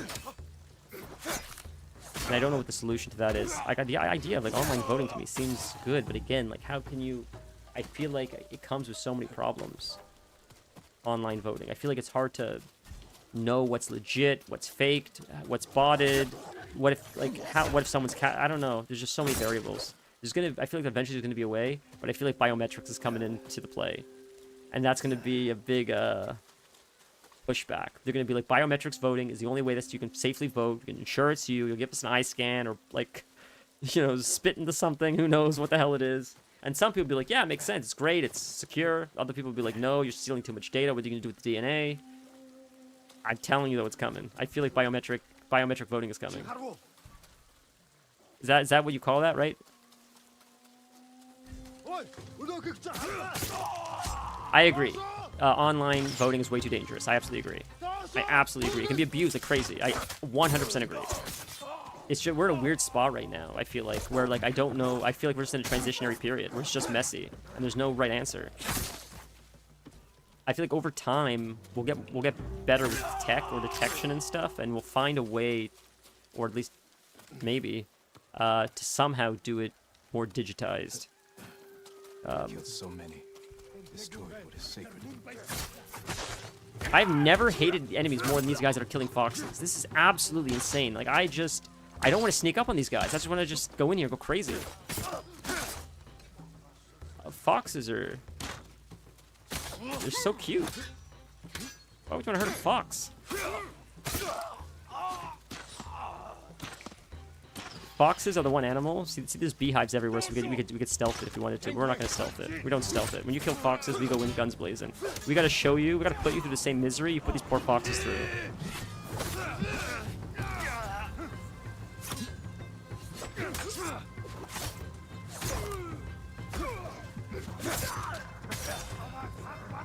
Oh, goddamn dogs, man. Didn't see the dog. Oh, batarangs. Forgot about that. The upside is the people who control voting don't want to make it easier, so I don't see there being a push for online voting. Yeah, that's correct. That's it, right? Like that's what I mean.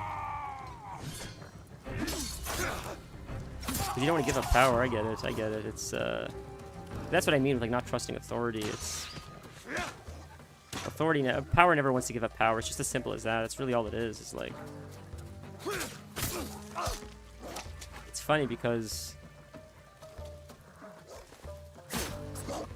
I don't know where the rise of claiming conspiracy came from. That's the last of them. Because the idea of like never trusting the man was always seemed to be, for a long time at least, or any other divine pretty messenger. common. May the slain find peace. But now that like all this footage is coming out, right, of all these, now that everybody's got a camera, you're seeing all these cop cam videos. And I guess again, it's the younger generation again is seeing like mistrust again in like authority again, because they can see it firsthand. Which I think is like skateboarders, potheads. I think they sort of always knew, like, you know, they're not usually there to help you. When they say anything you say can and will be used against you, that's a threat, not something they're saying to protect you.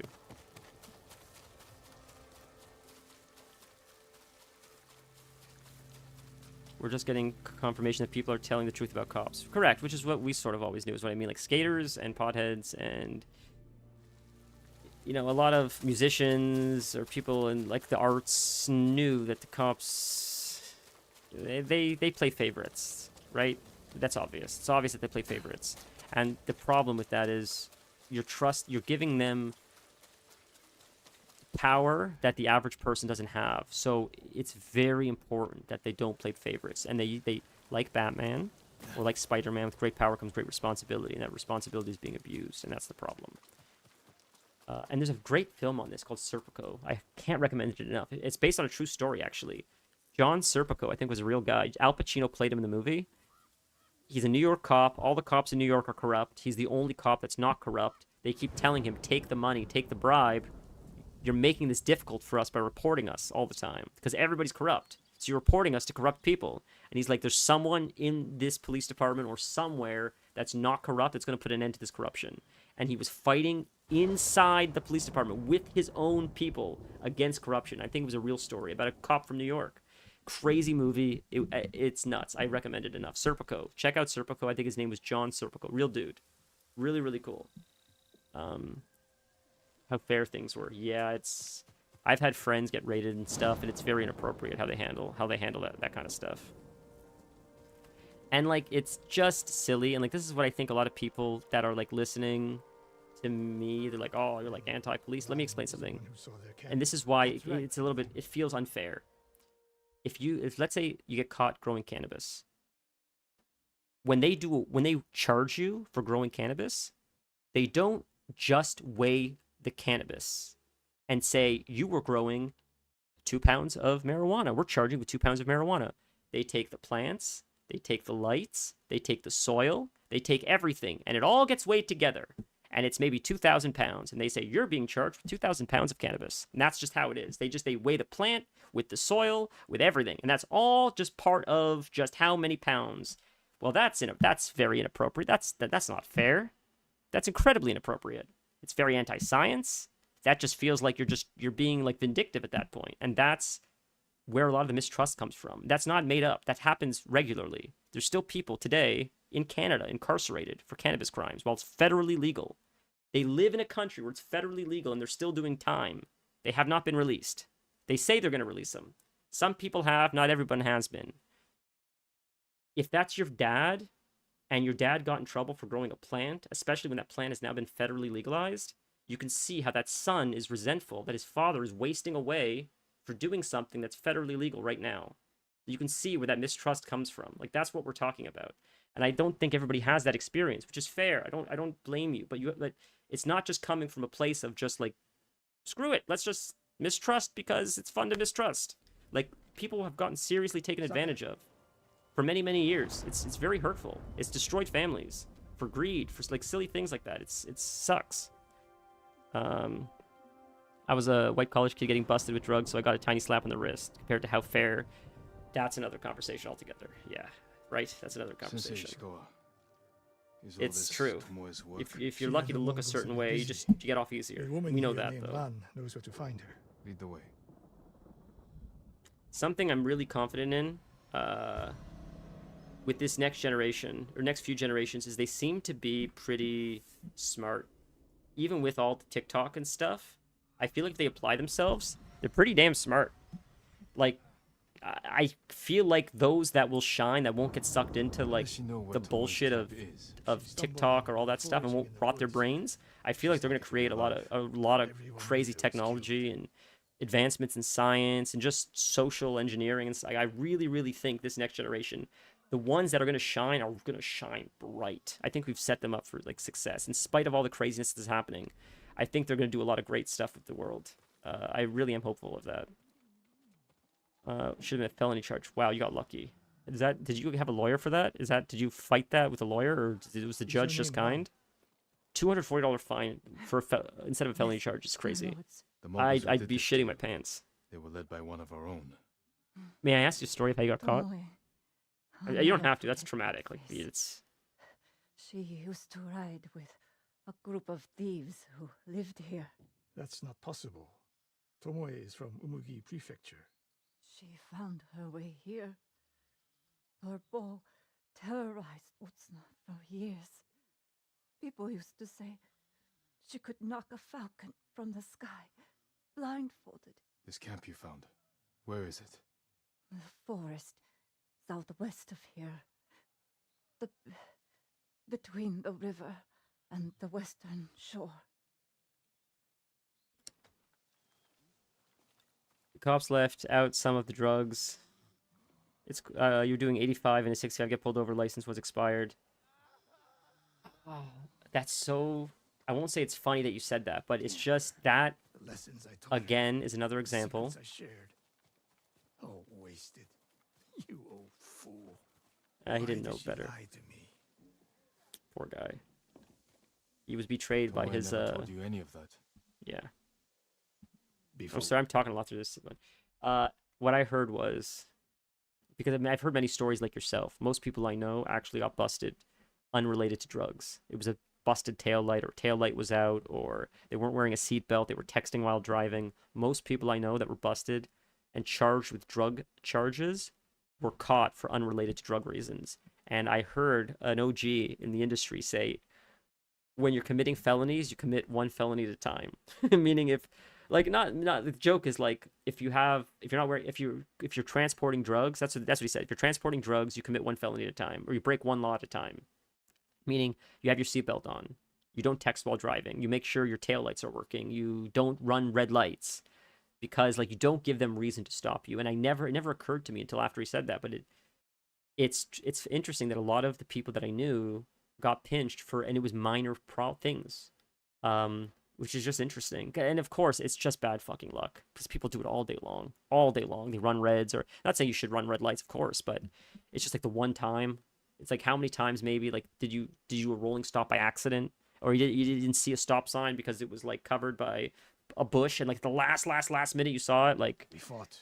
You know, like shit does happen. You shouldn't, but shit does happen.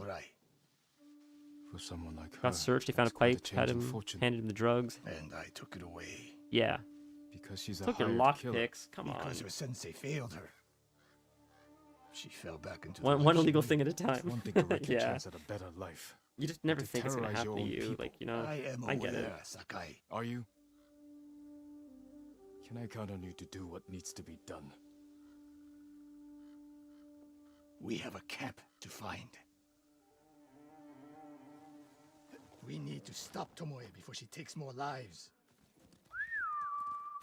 I have a lot of interesting people that come in here. You guys all have very interesting lives with very interesting stories. It's fascinating. I learned so much about life just because the lens of you guys and all your interesting lives that you've led. Where are you going, Sakai?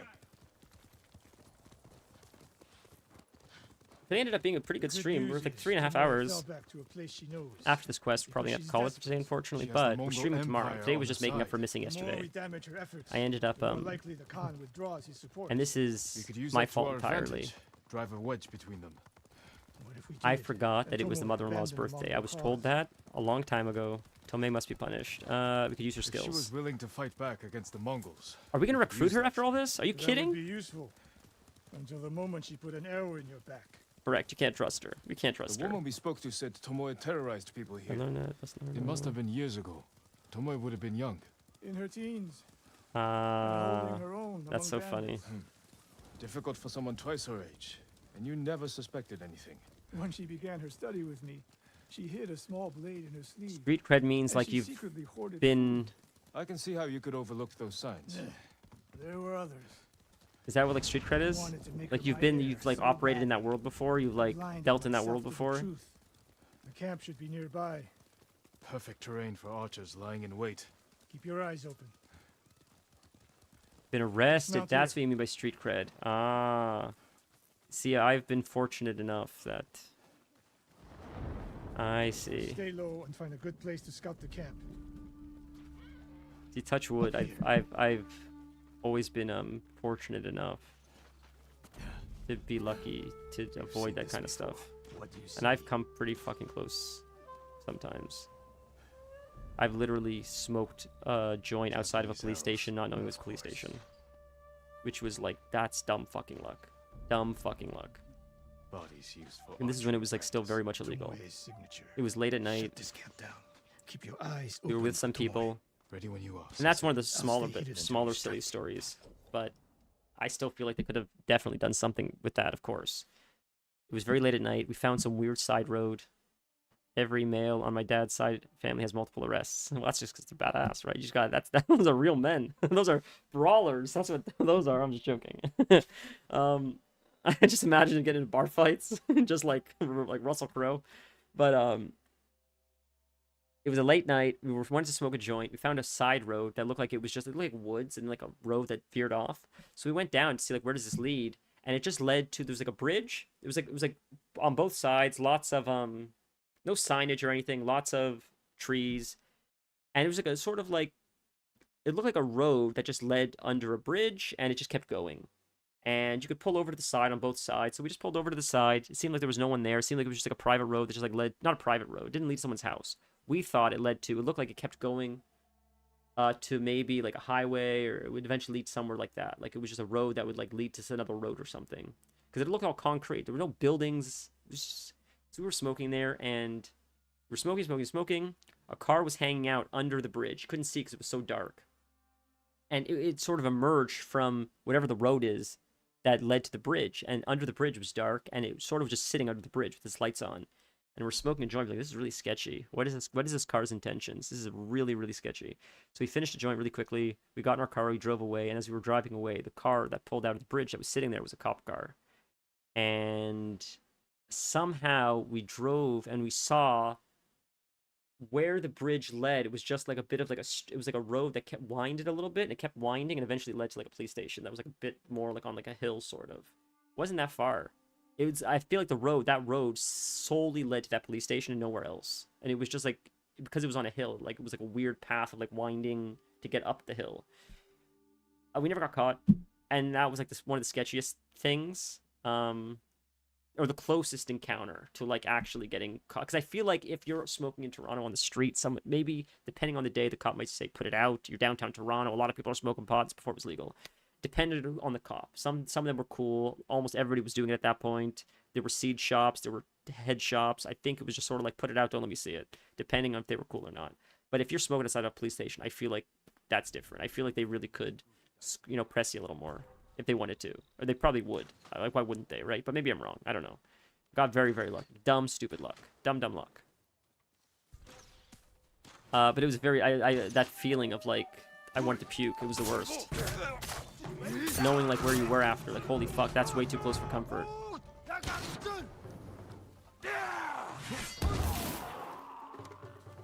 Can I get them both? Oh, that item was in the way, bro. It saved his ass.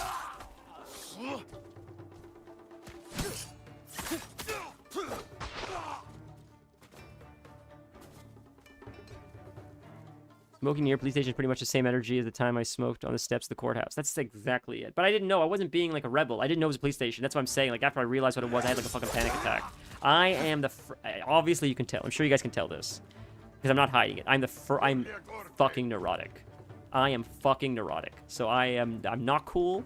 There's nothing cool about me. I'm as nerdy as it comes. I'm a wuss. I'm not smoking on the cops. Like, yeah, fuck the police, smoke weed. I didn't know. I was trying to hide, so I didn't get caught smoking weed. And I ended up smoking weed near a police station. That's what happened. That's all it was. Stand is cool. Stand is actually that guy. He actually is that guy with street cred. Not that being like arrested is like super super cool, but look, getting arrested for weed, as far as getting arrested goes, getting arrested for weed feels like fighting for the cause a little bit. If you have to get arrested, no one should ever get arrested, and getting arrested for weed is fucking shameful. Not for the person getting arrested, the fact that people are arresting people for weed. But if you gotta get arrested, getting arrested for weed is like, all right, you're fighting for the cause to show like how much of an injustice this is. You took one for the team to show, like, this is shameful that you're arresting people for this. Look, you're making an example out of Stan by arresting him. How dare you? He's an upstanding citizen. He's an engineer. And he wants to relax a little bit, and you're charging him with that? Like, that's gross. You know, but...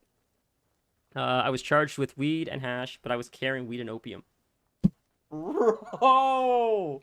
Are you kidding me? That's crazy. But it looks the same, right? I feel like I've never seen opium in person, but, like... Sensei. Afghan hash, I feel like looks like opium. It's just it's a black like clay, right? Like it's ambush. Like dry and like black and. I'll hold these fools off. Chase after Tomei. We are chasing her. I still feel like she may side with us after this. Right now, she's a big baddie right now. Only ends one way. She betrayed us. Keep telling yourself that. She's not going to betray us in the end. I don't think we're going to fight her. I think she's going to turn to our side again. I don't trust her even if she turns to our side, but I think she's going to turn to our side. There's nowhere to go, Tomoe. Wow, so you've done opium before. That's crazy, dude. I gotta be honest, I love like old school hash. I really, really, really do. I haven't had it in forever. Since weed became legal, I've not been able to get my hands on it. They supposedly sell it, but once in a while, you meet an old head who would only smoke hash, and I would buy a little bit off them, and it was so nice. Hash is so different. Like real, like... So you're old Sakai, the sensei's new pet. And you're a gifted archer who had a chance at a better life, and threw it away. I like her mask. Is it a Tanuki, or what is that? Talking? So I can warn you to watch your back. See, she's helping us. My sensei tried to kill me. He'll try the same with you. Thanks for the warning, but I'm here to end this. It's already over. I have nothing. She's gonna jump. Bro. Put the bow down, Tomoe. She's stepping back. She's not. She's just stepping back. Bro, this is crazy. No! No! No! There's no way. She's not dead. She's not dead. She's not dead. There is no way. No sign of her. She's coming back. Tell Sensei Ishikawa. She's coming back. So the list of stuff I've done has quite a few things on it. Yeah, I can imagine. I remember you told me about your past a little bit, but it's just opium. Look, like if people are doing like the more popular ones like crack and meth and heroin, those seem like some of the worst drugs you can do as far as like I think people's tier lists. Obviously fentanyl now, but opium feels like instead of like people that are doing like fentanyl or heroin, it's like saying like, why don't I do heroin or fentanyl? I do morphine. Well, that feels like a more of an archaic kind of drug, and opium feels like more of an archaic kind of drug is what I mean. I just feel like opium's not as popular because it's It's probably one of the oldest drugs in existence, opium, right? Like ancient China discovered opium, I thought.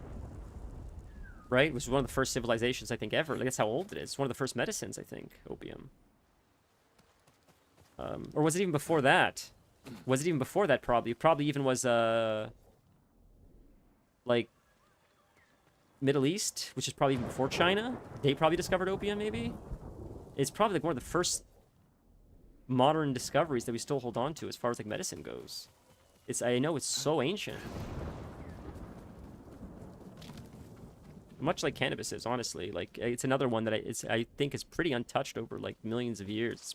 We've sort of just, humans have just sort of known to use it somehow. Like, not, and those aren't the only two. There's many.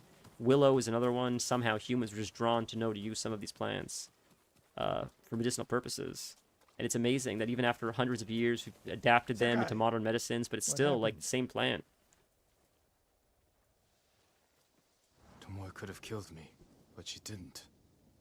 You let her get away. She jumped off a cliff. I saw her. You saw what she wanted you to. She's not dead. She is. Because of us. Why does she think you'll turn on me? She doesn't. She's trying to drive a wedge between us. And it's working. I've got to Google how old is opium. I'm so curious now. Good. But the next time you wonder if I can do what's needed, ask yourself first. Yeah, so there you go. Isn't finished yet. I guess they shall go north to curry favor with the Mongols. We'll find her. Google says that it's dating back to at least 5,400 years ago, roughly 3,400 BC, in lower Mesopotamia, which is now modern-day Iraq. Its cultivation and use spread to the Assyrians and Egyptians and throughout the Mediterranean. Wow, so it's very old opium. That's how long we've been using it. Like, like, it's crazy. That's a long, long, long history. One of the earliest plants ever recorded for medicinal use, opium. It's incredible. Like, it's amazing that they were able to figure that out. And, like, you got to wonder, where would we have been had we have not, like, figured out a lot of these things that we live around can be used to aid us and prolong our life and help with infection and pain. And okay, that's the quest. What a crazy day today has been, boys. Crazy conversations, crazy energy. It's not a normal stream day, so I just wanted to show up. But I appreciate you guys hanging out. You know, Stan, you tolerated this absolute shit show of a just rambly stream. Absolute shit show. Tomorrow will be much better, I promise. Much better energy. Less rambly, I promise. Although, you know, I'm always rambly, let's be honest. But tomorrow will be proper stream. You know, I'll have better topics. Not so depressing. Not so stressed or depressed. I didn't know what to talk about today. I wasn't prepared for today.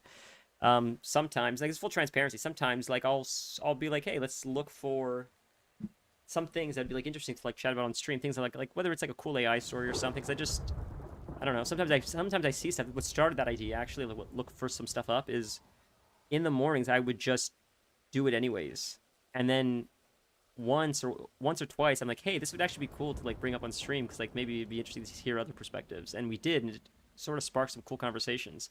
So now, once in a while in the mornings, I'm like, let's see if we can find anything that, like, maybe aligns with, like, some of the interests of, like, some of the things you guys, like, talk about, whether it's, like, AI or, like, robots or stuff like that, because sometimes I'll bring it up. You guys will have, like, opinions. I'm like, oh, this is actually really cool. It's a cool conversation. So we'll see what I can find for tomorrow. Not that I, like, specifically look to bring things, but once in a while, things are like, oh, this is a cool conversation. That's all. Anyways, you guys are the best. Thank you for, if you watch this at all, well, Stan did, but I appreciate you hanging out, boys. We will go live tomorrow. I do tend to drag conversations in weird directions, like bread. And bro, I love it. It's better. Look, the bread conversation is better than, like, the don't trust authority conversation. The problem is like, I don't want to censor myself, but at the same time, I do wonder, like, people are so sensitive that you talk about some things and they're, like, hurt by it, and it's like, oh, it's not never meant to, like, alienate people. I've always been in the group of, like, a way to connect to people is often having, like, sometimes difficult conversations, because you can find common ground in, like, even if you both disagree, even in the end, you can still find common ground, like your passion for like standing your ground. And I think there's humanity in that. I think finding the humanity or the connection in the division is some of the most powerful connection you can make. But again, not everybody wants to feel like that. In fact, some people like strive or thrive off the idea of like division. So, but you know, that's why I'm interested in these conversations, because I'm like, I think there's like a common thread of like connection deeply rooted in some of that division. Truthfully, like as far as like human to human, I mean. But anyways, I know not everything's like that. Who cares? Have a nice night, boys. I will see you guys tomorrow. We stream tomorrow. Tomorrow's Tuesday, so it's probably gonna be a little bit later. Probably like 1:32. Probably closer to like 2:30. I always try to get on earlier, but sometimes things drag on, especially on Tuesdays. But we'll see. I will see you guys soon. I hope you have a wonderful night. I will look at that Nan recipe. I don't know if I have all the ingredients. I might have to grab some stuff Friday. I'm probably not gonna be able to go shopping till before Friday. Maybe. We'll see. But have a nice night. I will see you tomorrow, maybe, if you make it. No stress. See you when I see you next. Have a nice night. Thank you for the recipe again. I look forward to making Nan bread. See ya.